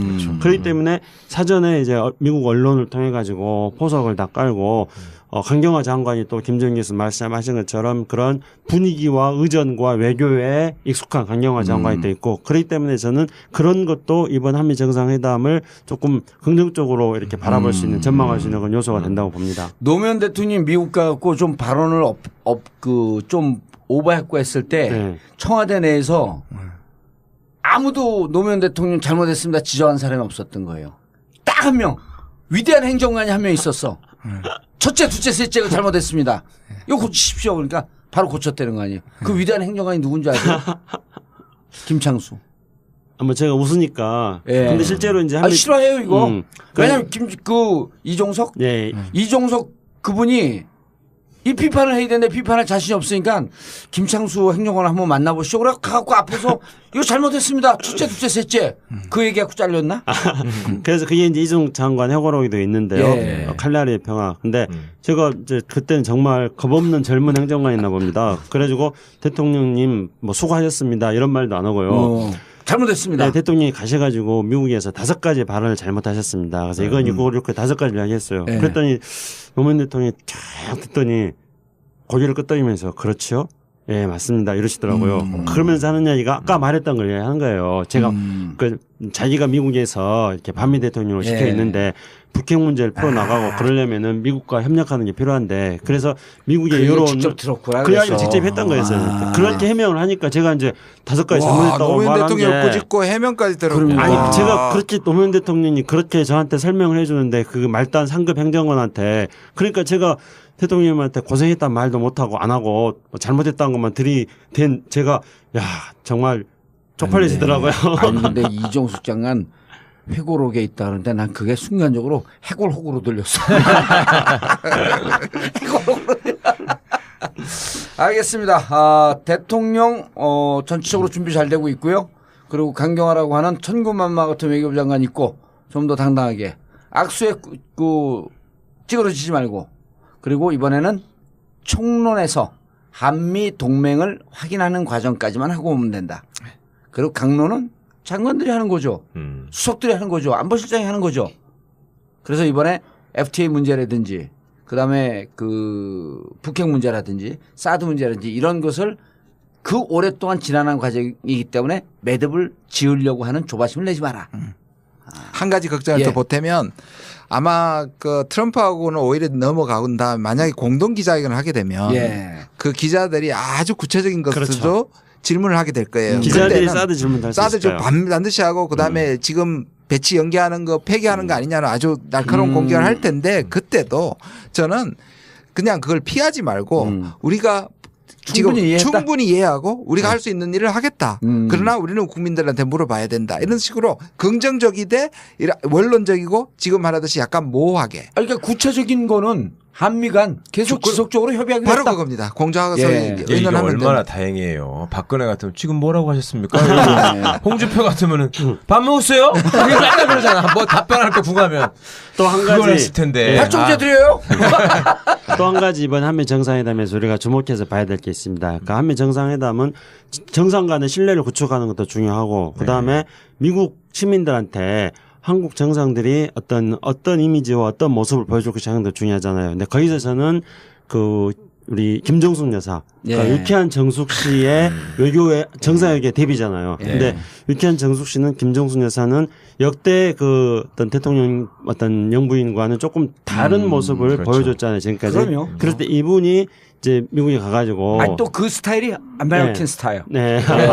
그러면 아주 밝고 경쾌하고 예, 그런 게. 맞습니다. 그러니까 이제 미국의 누구죠 멜라니아라든가 뭐 또 혹시나 이방카가 나올지도 모르겠는데 이제 그런 사람들과 만남이 첫 번째 정상 외교에 이제 대비하는 거다는 건데요. 그것이 미국에게 한미 정상회담에게 어떤 영향을 미칠 것인가를 주목해서 봐야 될 뿐만 아니라요.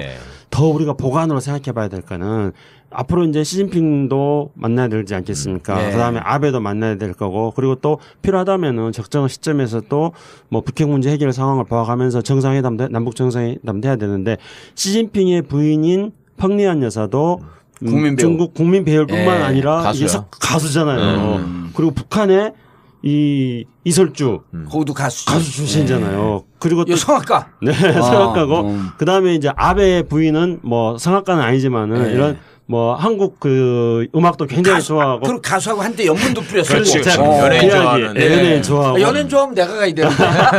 그러니까 이제 이런 동북아시아에서의 영부인들의 어떤 스타일이 비슷하기 때문에 나중에 이제 이 미국에 가서 외교 무대에 데뷔한 다음에 동북아시아에서 이제 정상회견을 할 때 우리 또 유쾌한 정수 씨가 정상회견에서 할 수 있는 그런 것들도 많이 우리가 기대해 볼 가능성이 있다고 근데 생각합니다. 경제인만 데리고 가지 말고 저는 이 중국이나 일본 갈 때는 한류 스타들도 문화사절로 가는 것도 난 좋다고 생각해요. 알겠습니다. 정상회담 앞두고 정상회담 성공을 기대하고 한미 동맹이 좀 더 굳건히 되었음을 확인하는 기회가 되기를 바라면서 정봉주 전국구 마치겠습니다. 감사합니다. 감사합니다. 감사합니다.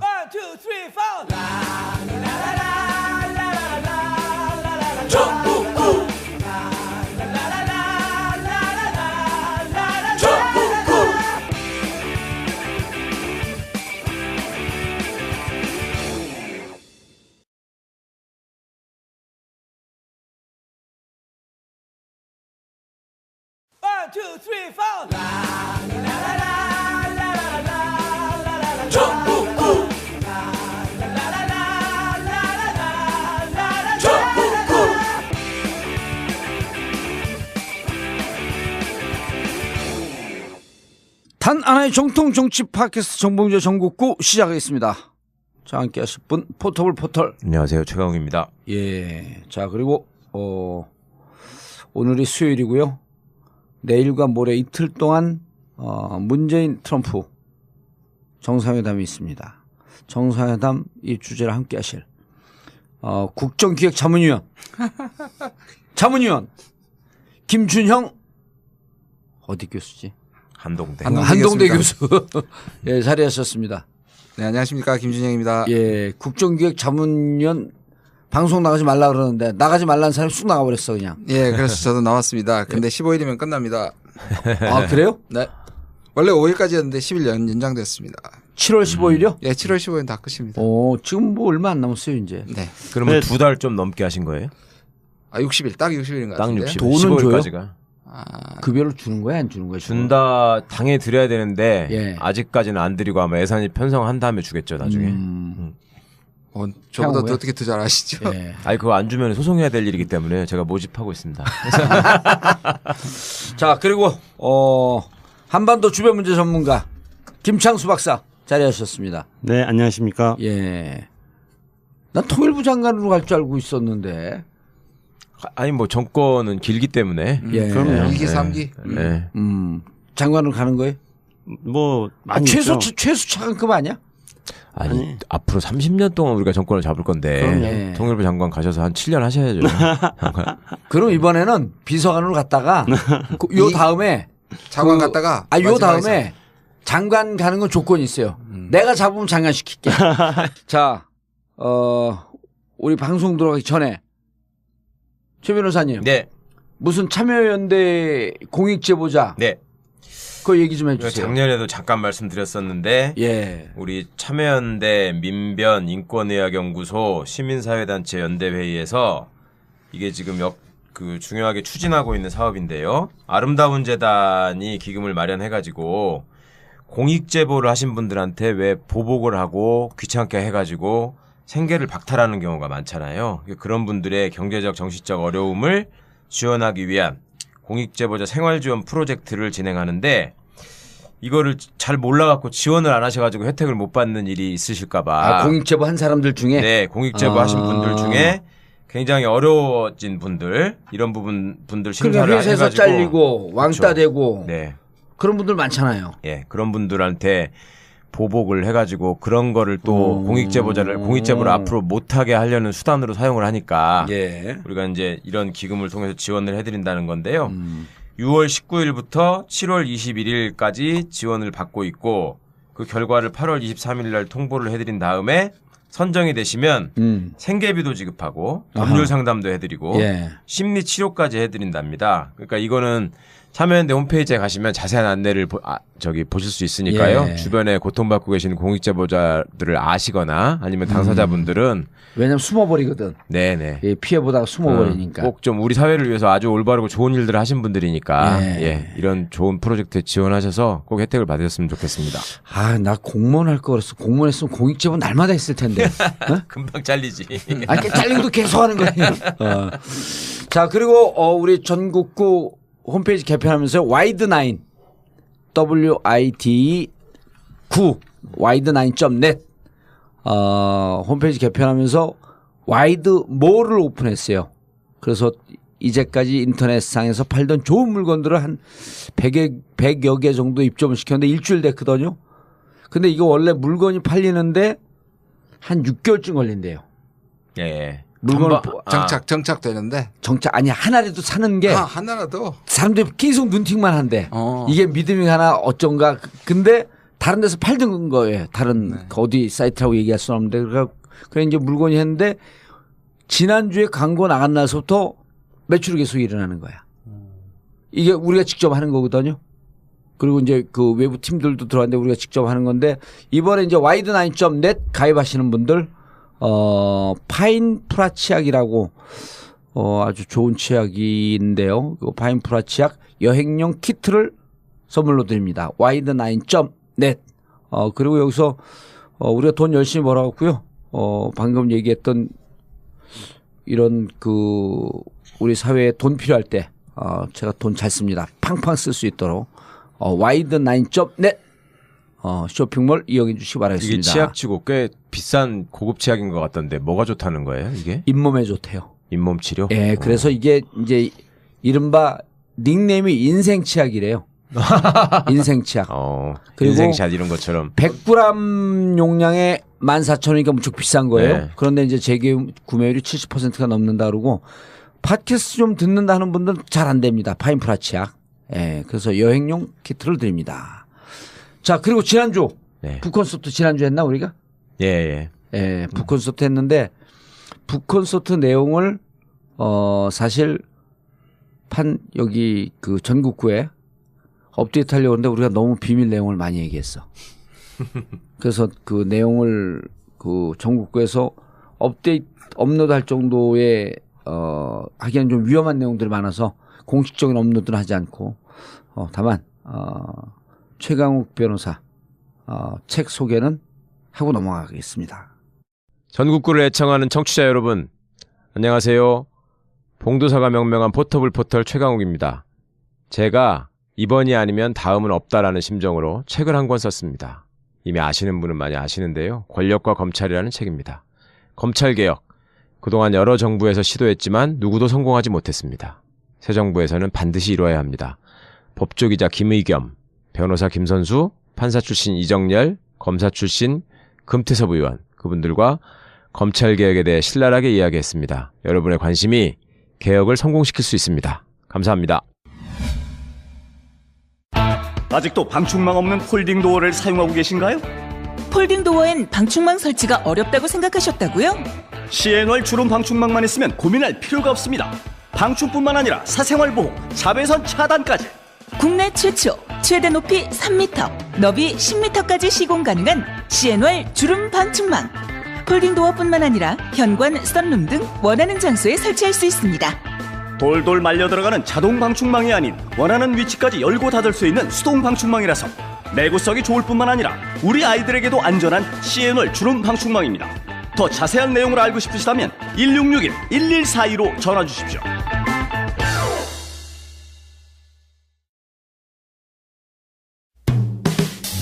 단 하나의 정통 정치 팟캐스트 정봉주의 전국구.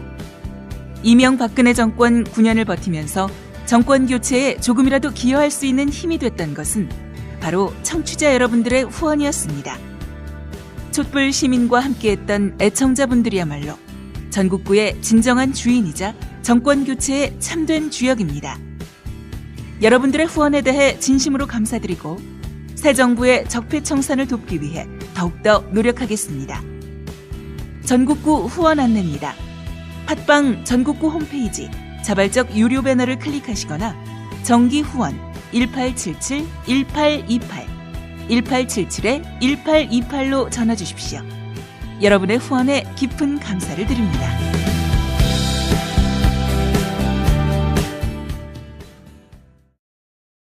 새벽 2시에 깨어났나. 딱히 고민이 있어서 그런 건 아니다. 새벽 5시에 일어났나.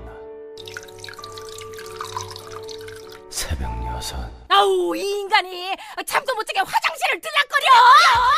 남성 활력과 전립선 건강 하루 한 알로도 충분합니다.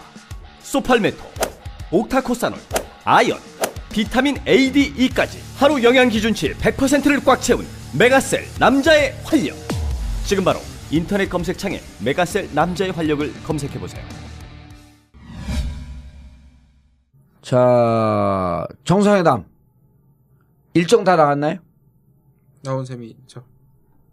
예, 일정 다 나왔어요? 네. 예. 어떻게 되나? 이번에 주제가 딱 3개예요. 우리가 예측하는 거예요? 어떻게 된 거예요? 북핵 문제, 동맹 문제. 사드 문제. 사드는 원래 공식 아젠다는 아닙니다. 의제는 아닙니다. 근데 언론에 다 나오잖아요. 사드 얘기할 거라고. 예, 근데 공식 의제로 안 올랐는데 다른 얘기가 나오고 있고 예. 또 나올 수밖에 없을 것이다. 그다음에 트럼프의 예측 불가능한 측면에서 또 그동안에 이제 미국 내에서 이 배치를 미룬 거에 대해서 상당히 불만이 있다는 점에서 한국이 이제 미리 지레 짐작을 해서 아마 분명히 나올 것이다 이렇게 얘기를 하는 예측하고 것이죠. 있고. 그다음에 저거 문제는요. 그 FTA. FTA. 예. 그렇죠. 그러니까 공식 아젠다가 뭐예요? 북핵 동맹 FTA가 아젠다고 예. 거기에 사드가 이제 공식은 아닌데 나올 것이다 이렇게 하면 4개가 되는 거죠. 북핵 동맹 그다음에 FTA. 예. 동맹 뭘 얘기하겠다는 거예요? 동맹 왜냐하면 확인하는 거야? 그렇죠. 왜냐하면 새로 대통령들이 되면 예. 아무리 오래된 동맹이라도 이 동맹의 견고함을 다시 재확인하는 건 굉장히 필요한 장. 우리 동맹 한미 동맹 찰떡같이 믿는다. 그럼 끝 아니야 그러면. 그렇죠. 이거는. 그런데 그게 이제 확인하는 게 굉장히 중요하죠. reassurance라고 얘기합니다. 늘 하는 거예요 원래 동맹국들은. 원래 그렇게 하는 겁니다. 네. 예. 네. 그리고 특별히 그러니까 늘 하지만 특별히 이 사람 처음 만나지 않습니까? 그래서 필요하죠. 예. 상당히 필요한 거죠. 야, 이 부부관계도 그랬으면 좋겠어. 한 달에 한 번씩 만났을 때 우리 재확인하자. 재확인 안 되면 또 좀 더 떨어져 살다가.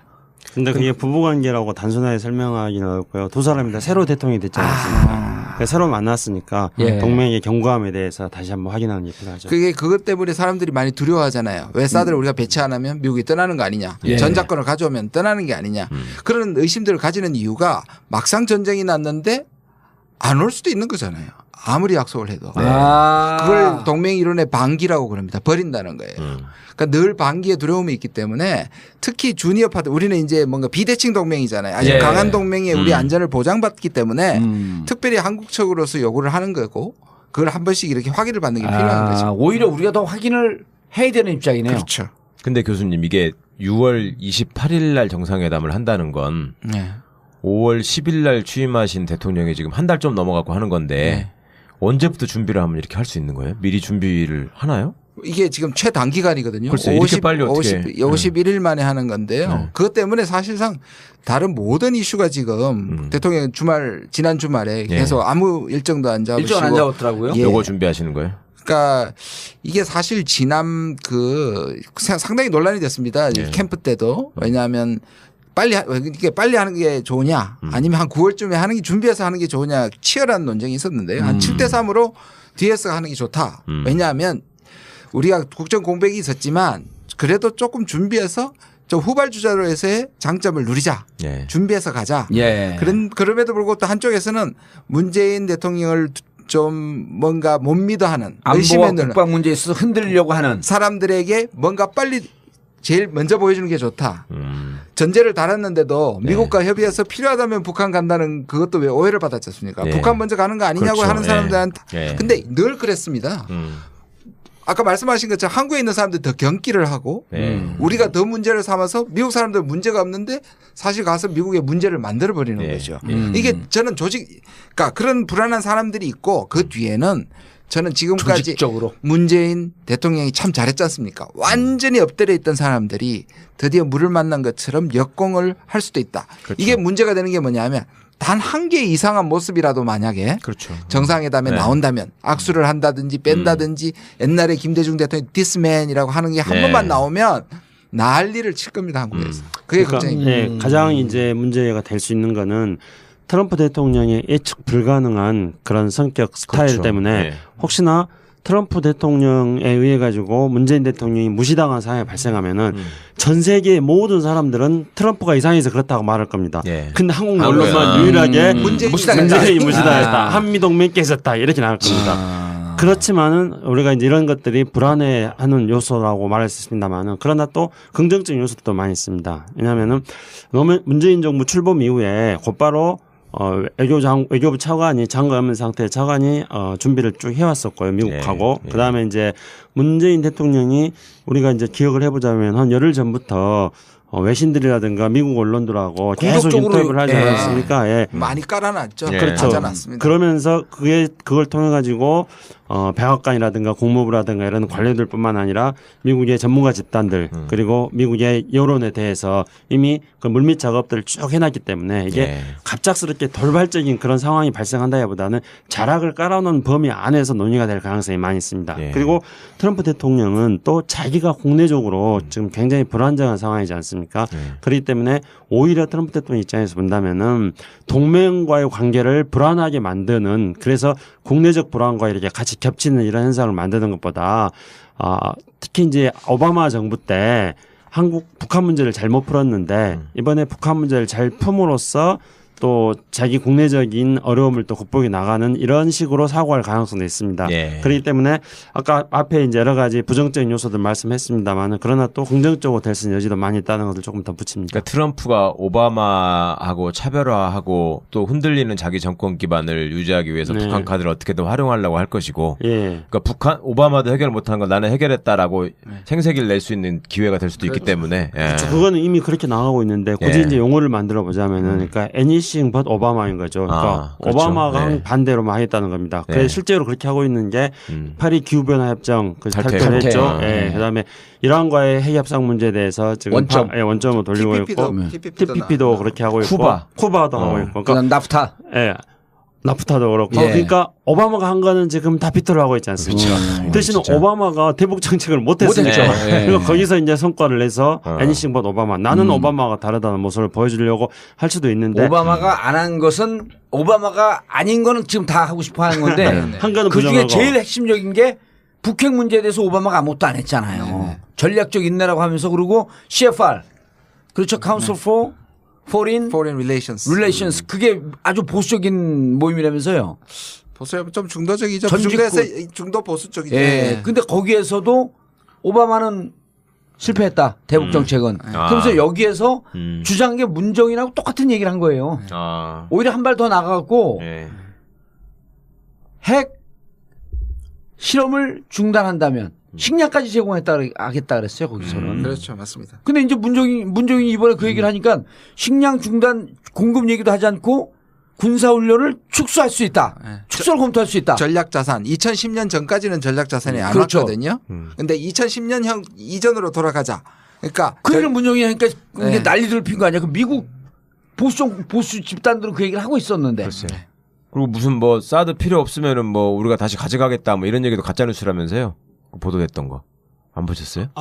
미국에서 그렇게 했다는 거요. 미국에서 그렇게 당연히 했다는 거. 가져. 그리고 이제 그것뿐만 아니고요. 지금 우리 언론에서 막 증폭시키고 있는 게 사드 문제를 잘못 풀면은 미국은 주한미군 철수 카드를 뽑아든다. 예, 이렇게 하고 그렇죠. 있지 않습니까? 이거는 미국 정부의 생각도 아니고요. 물론 이제 트럼프가 선거 때는 그렇게 말한 적이 있었습니다. 근데 네. 그 이후에 트럼프 정부 출범 이후에는 미국 정부에서는 당연히 그런 얘기 예. 안 나오죠.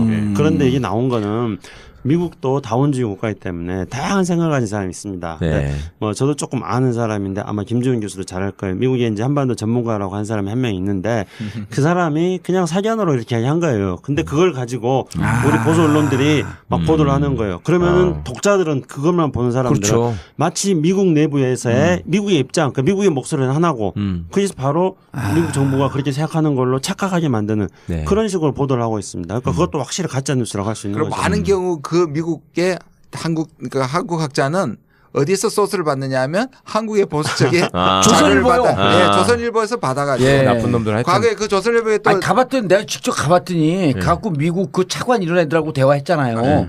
그 우리나라 조선일보, 동아일보 제일 많이 조선일보 많이 보더라니까. 그리고 그 조선일보에 또 정보를 주는 쪽이 누구냐면 국정원입니다. 과거에. 그래서 조선일보는 그런 것들을 많이 갖고 있습니다. 아주 악의적으로 네. 가공된 정보를 조선일보에 주면 이 조선일보가 미국에 있는 반환학자 또는 거의 친일이죠. 친일 학자들한테 주면 그 사람들이 또 얘기를 하면 우리가 그걸 다시 받아 적어가 뻥튀기 하는 거죠. 외국의 무슨 권위자가 얘기한 것처럼. 아니 그러니까 나는 다른 거 다 떠나서 정말 나 좀 창피해 죽겠는 게 필리핀에서 두테르테가 너네 그런 식으로 하면 나는 중국하고 그냥 할 거야 이렇게 하니까 찍소리 못하잖아요. 그러면. 근데 필리핀은 미국 식민지였는데도 그렇고 나라 수준이 지금 우리하고 비교할 수가 없는데도 그러는데. 아니 미 해군기지 빼라 그러면 어떡할 거야 진짜 두테르테가. 나 진짜. 우리 문 대통령은 그렇게 하시면 아니 그렇게 안 하실 텐데. 아니옵니다. 아니. 제가 두테르테 만났지 않습니까? 참 맞아 이번에 아세안 순방. 근데 두테르테 만난 얘기는 광고 듣고 하면 안 될까? 그렇죠 뭐. 그러면 맨날 광고에 덫에 걸린다고 장윤선하고 자기들 얘기했던 광고 나오는데. 수강한 분들이 또 수강하는 화제의 특강. 선대인 경제연구소가 미래의 기회는 어디 있는가 2017 특강을 7월 8일, 9일 이틀간 진행합니다. 여러분 놀라지 마세요. 세계적인 로봇공학자 데니스 홍, 국내 최고의 빅데이터 전문가 송기령, 벤처업계 대부 이민아, 디지털 미디어 혁명의 권위자 강정수 등 올해도 각 분야 최고의 전문가들이 미래 흐름을 진단하고 해법을 모색합니다. 우리와 우리 아이들의 미래를 준비할 수 있는 가성비 최고의 특강 6월 9일까지 신청하셔서 얼리버드 할인 혜택도 받으세요. 문의 전화 070-7584-2050 070-7584-2050 정권 교체 이후 세월호에 대한 관심이 무척 높아졌습니다. 진상규명, 안전사회 건설을 위한 발걸음이 한결 가볍고 빨라졌습니다. 세월호 가족들의 기대가 점차 높아지고 있고 우리 사회도 이제 세월호 희생자들에 대한 부채를 갚아야겠습니다. 지금까지 가족들의 손을 잡아준 분들 고맙습니다. 여러분의 도움으로 함께 살아왔습니다. 마지막까지 세월호 가족들의 손을 잡아주세요. 인터넷 검색창에 세월호 가족지킴이를 검색하세요. 여러분 한 분 한 분의 고마운 관심과 후원을 기다리고 있습니다. 세월호 가족지킴이.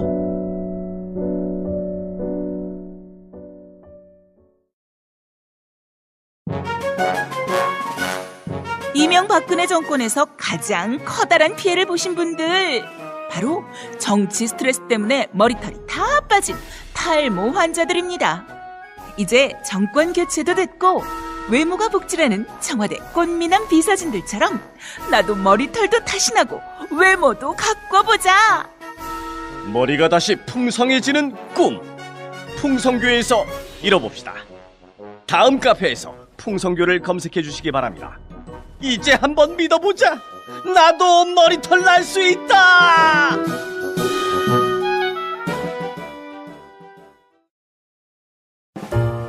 전국구 와이드나인에서 추천하는 크루즈 여행, 포르테디 콰트로 크루즈. 7월 31일 밤 10시에 부산을 출발, 8월 3일 오전 9시 일본 도쿄에 도착하는 3박 4일의 크루즈 여행. 3박 4일 동안 초호와 빅토리아호에서는 아침부터 새벽까지 인류 레스토랑 셰프들의 요리와 최고급 편의시설, 각종 공연을 무료로 즐기실 수 있습니다. 특히 JTBC 팬텀싱어 우승팀인 파페라 그룹 포르테디 콰트로의 메인 공연도 관람할 수 있습니다. 가격은 119만원. 전국구 애청자들에게는 20만원 상당의 객실 업그레이드 서비스를 드립니다. 7월 20일까지 접수. 자세한 내용은 전국구 홈페이지 www.wide9.net 또는 02-948-1416 02-948-1416번으로 신청해주세요. 올여름 휴가는 전국구와 함께하는 크루즈 여행입니다. 자, 두테르테 악수했어요. 두테르테하고 악수했죠. 몇 초? 뭐 한 1, 2초 했나요? 잠깐만. 두테르테 그런 거 키 조그맣죠? 네.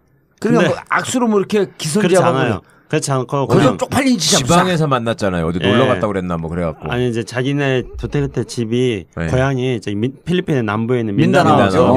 요즘 IS가 그 근거지 만들려고 아주 위험한 곳이. 민다나오 섬 최남동부에 있는 다바오가 그 두테르테 고향입니다. 그래서 그 트럼프 대통령 흉내를 내는 건지 어쩐지 모르겠는데요.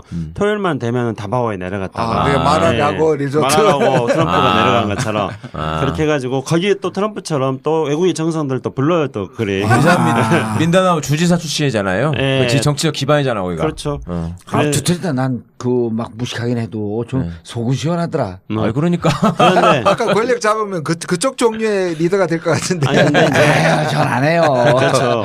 두테르테 같은 방식은 또 우리에게 그런 속 시원한다는 측면만이 부각돼서 그렇죠. 실제로 보면 이제 그 반인권적이고 질서 파괴하고 그 개발 독재형 권위주의 모델인 거죠. 그래서 우리보다는 훨씬 더 후진적인 60년 초반 박정형이야. 근데 아무튼 두테르테는 그냥 막 그렇게 지르는 사람인 거예요. 그리고 자기가 이렇게 몇 개의 정보 입력되면은 충분히 소화 안 하고 그냥 막 내질러버리는 스타일이에요. 도찐개찐해 트럼프하고. 또 하여튼 근데 이제 예를 들어서 이제 두테르테가 사고를 친 게 뭐냐면요. 한국이 필리핀에다가 T-55라는 훈련기를 수출을 했거든요. 근데 이제 두테르테는 그거를 미국제인 줄 알고 그래가지고 두테르테가 아니 T-50 훈련기에 그 훈련기인데 그런 훈련기 때문에 무장이 안 돼 있는 거잖아요. 근데 왜 저 전투기에는 무장이 안 돼 있냐고 왜 저런 전투기를 미국에서 사오냐고 막 그렇게 떠들어가지고 지금 현재 필리핀 주재 미국 대사가 선킴이거든요. 선킴이 또 글로 갔어요? 그래가지고 선킴이 한국 대사한테 그런답니다. 아니 그 무기 너네들이 필리핀에다 판 건데 왜 우리한테 가르치냐고 그런답니다. 그래서 약간의 그런 기형적인 것이 아니라 뭐라 그러나 이런 그런 어떤 돌발적인 그런 리더십이기 때문에 우리가 그 돌발적인 리더십은 그냥 아까 말씀드린 것처럼 아주 옛날 오래 전에 그런 리더십이다 하고 우리는 이제 새로운 21세기형 리더십 만들어 나가야죠. 그래서 두테르테하고 친구 먹었어요. 그래서 만나보니까 어때요 느낌은? 외부는 비슷하더래 서로. 느낌은요. 그냥 한마디로 말해서 보여줘야 된다. 이것도 중요했고요. 또 전화를 받았지 않습니까? 초청을 하는데 그 자리에 또 거절할 수가 없었어요. 트럼프가 초청했어요 바로? 초청을 했죠. 트럼프가 그러니까 미국 북한 문제가 심각하나 보네. 그렇죠. 그러니까 걔네 입장에서도 이게 중요한 지금 정상회담이기 때문에 빨리 해야 된다는 생각을 했구만요. 그렇죠. 미국도. 이게 아마 미국 역대 대통령에 우리만 북핵 문제가 항상 중요하다고 했는데 이걸 진짜로 미국이 최우선 순위로 올려놓은 것은 아마 첫 대통령인 것 같긴 해요. 그렇다고 해서 해결된다는 건 아니지만 상당히 중요한 거죠. 우리만 중요하다고 생각을 했지 미국한테는 중요하다고만 얘기했지 실제로 탑 프라이어티는 아니에요. 그러니까 중동이나 뭐 나토나 이런 거에 항상 밀렸는데 그렇죠.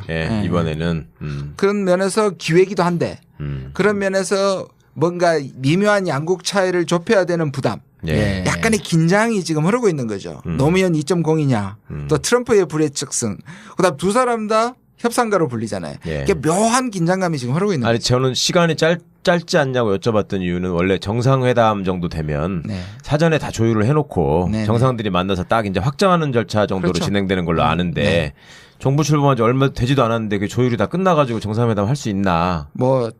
그래서 사람들이 얘기합니다. 두 가지인데요. 준비하는 만큼 지금 치열하게 조율을 하고 있는 것도 사실이고요.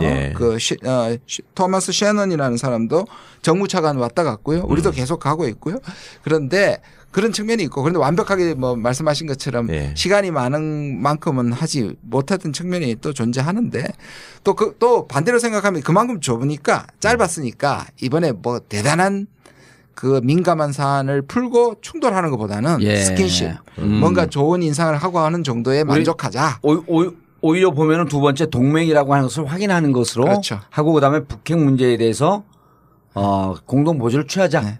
제 걱정은 외교 안보 소위 관료라는 사람들이 그 겪어보신 분들이 그렇게 표현하는 경우도 있잖아요. 미국 사람들보다 더 친미적인 관료들이다. 그러니까 그 전에 노무현 대통령 때도 왜 그 유명한 폄하 발언을 비롯해서 왜 허위 보고도 하고 장난질 친 게 많이 있지 않습니까? 그렇습니다. 이번 사드도 그렇지만. 그러니까 이것들이 그 짧은 사이에 준비해야 된다는 걸 이용해 가지고 사실은 미국 대사도 바꾼 게 아니고 우리가 뭐 외교부 장관도 인재사 인준되고 임명되고 이랬는데 그 사이에 무슨 장난질을 했을까 걱정되는 거예요, 사실은. 예전에 노무현 대통령 미국 가셨을 때도 무슨 뭐 엘리베이터 앞에다가 일부러 뭐 1분 정도로 시간을 지체시켜갖고 세워놔고 일종의 군기작거리 했다는 뭐 이런 식의 소문들이 있었는데 트럼프는 더더욱 이게 무식하고 무례한 사람이니까 뭔 짓을 할지 모르고 우리나라 관료들도 사실은 저는 솔직히 못 믿겠어요.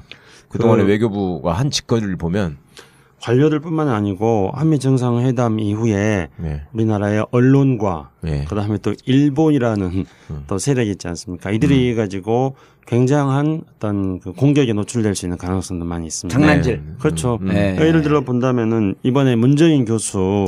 맞아. 그거 가지고. 그것만 하더라도 문정인 교수가 발언한 게 뭐 미국과 협의해가지고 북한이 핵 미사일에 대해서 동조를 하면은 한미 군사훈련에 대해서 중단할 수 있다 이렇게 말했는데 미국 내에서는 이미 그런 의견들은 많이 이야기된 것이고 또 현지에서는 별 문제도 안 되는 겁니다. 근데 그게 한국에서만 증폭이 되지 않습니까? 그러니까 이제 한국 언론이 한미 관계에 있어서 눈꽃만큼만 무슨 문제가 생기면은 그걸 가지고 증폭시켜가지고 침수 그럴 문제가 또 하나 있고요. 그다음에 또 일본 이번에 이제 한미 정상회담 준비하는 과정에서 보면 일본의 언론이 굉장히 많이 왜곡하고 있지 않습니까? 예를 들어 보면은 미국 하원 누구죠? 상원 군사위원회에 있었던 그 양반이 한국을 방문하기로 했는데 한국하고 사이가 멀어져 가지고 방문 안 했다. 뭐 이런 식으로 그렇죠. 보도가 됐었죠. 일본 언론에서 이거 가짜 뉴스인 거죠. 그런 식으로 해가지고 현재 문재인 정부가 뭔가 일본과 관계 속에서 박근혜 정부가 했던 일본 위안부 문제라든가 이런 것들을 재조정해 나가려고 하는 움직임에 대해서 문재인 정부는 한미 관계를 약화시키는 정권이라는 이데올로기적인 공세를 퍼부려고 하는 거죠. 그렇게 함으로써 문재인 정부에 대한 압박을 넣어서 송군 위안부, 일본군 위안부 문제를 비롯해서 자기들이 원하는 방향으로 끌고 가려고 언론 플레이를 하는 거죠. 아니 그리고 이런 것도 있을 수 있을 거 아니에요. 그 일본 입장에서는 아베가 트럼프가 되자마자 그냥 가서 납작 엎드렸거든요. 악수하는데 그 동영상 나오는 거 보니까 그냥 아베가 쩔쩔매다만 손을 잡고 흔드는데 또 이렇게 쳤죠. 또 손등을. 그러게 뭐 이렇게 갖고 놀듯이 했어요. 아베를. 그런데 그리고 실질적으로 일자를 만들기 위해서 자기도 어마어마한 투자를 하겠다 그러면서 별 성과도 못 누렸단 말이야. 근데 지금 보니까 트럼프 입장에서는 북핵 문제를 가장 탑 프라이어리티로 두고 가장 중요한 문제로 두고 자칫 잘못하면 한미 간의 동맹이라고 하는 게 전 세계에 알려지면서 공고하다라고 하는 게 확 부각될 수가 있어요. 핵 문제 때문에. 그럼 일본 입장에서는 자기들이 그렇게 공을 들인 미일 관계 이거를 뛰어넘는 한미 관계가 만들어질 것 같은 이 불안감이 있는 거예요. 그러니까 어떻게든 고춧가루 뿌려갖고 좀 깽판 좀 놓고 잘 안 되길 바라고 이런 심리가 있어요 없어요? 그렇게 말씀하시면은 저는 놀래가지고 있습니다. 당근 있죠. 저는 그거보다 통일부 장관 돼야 되니까 국내가 걱정인데요.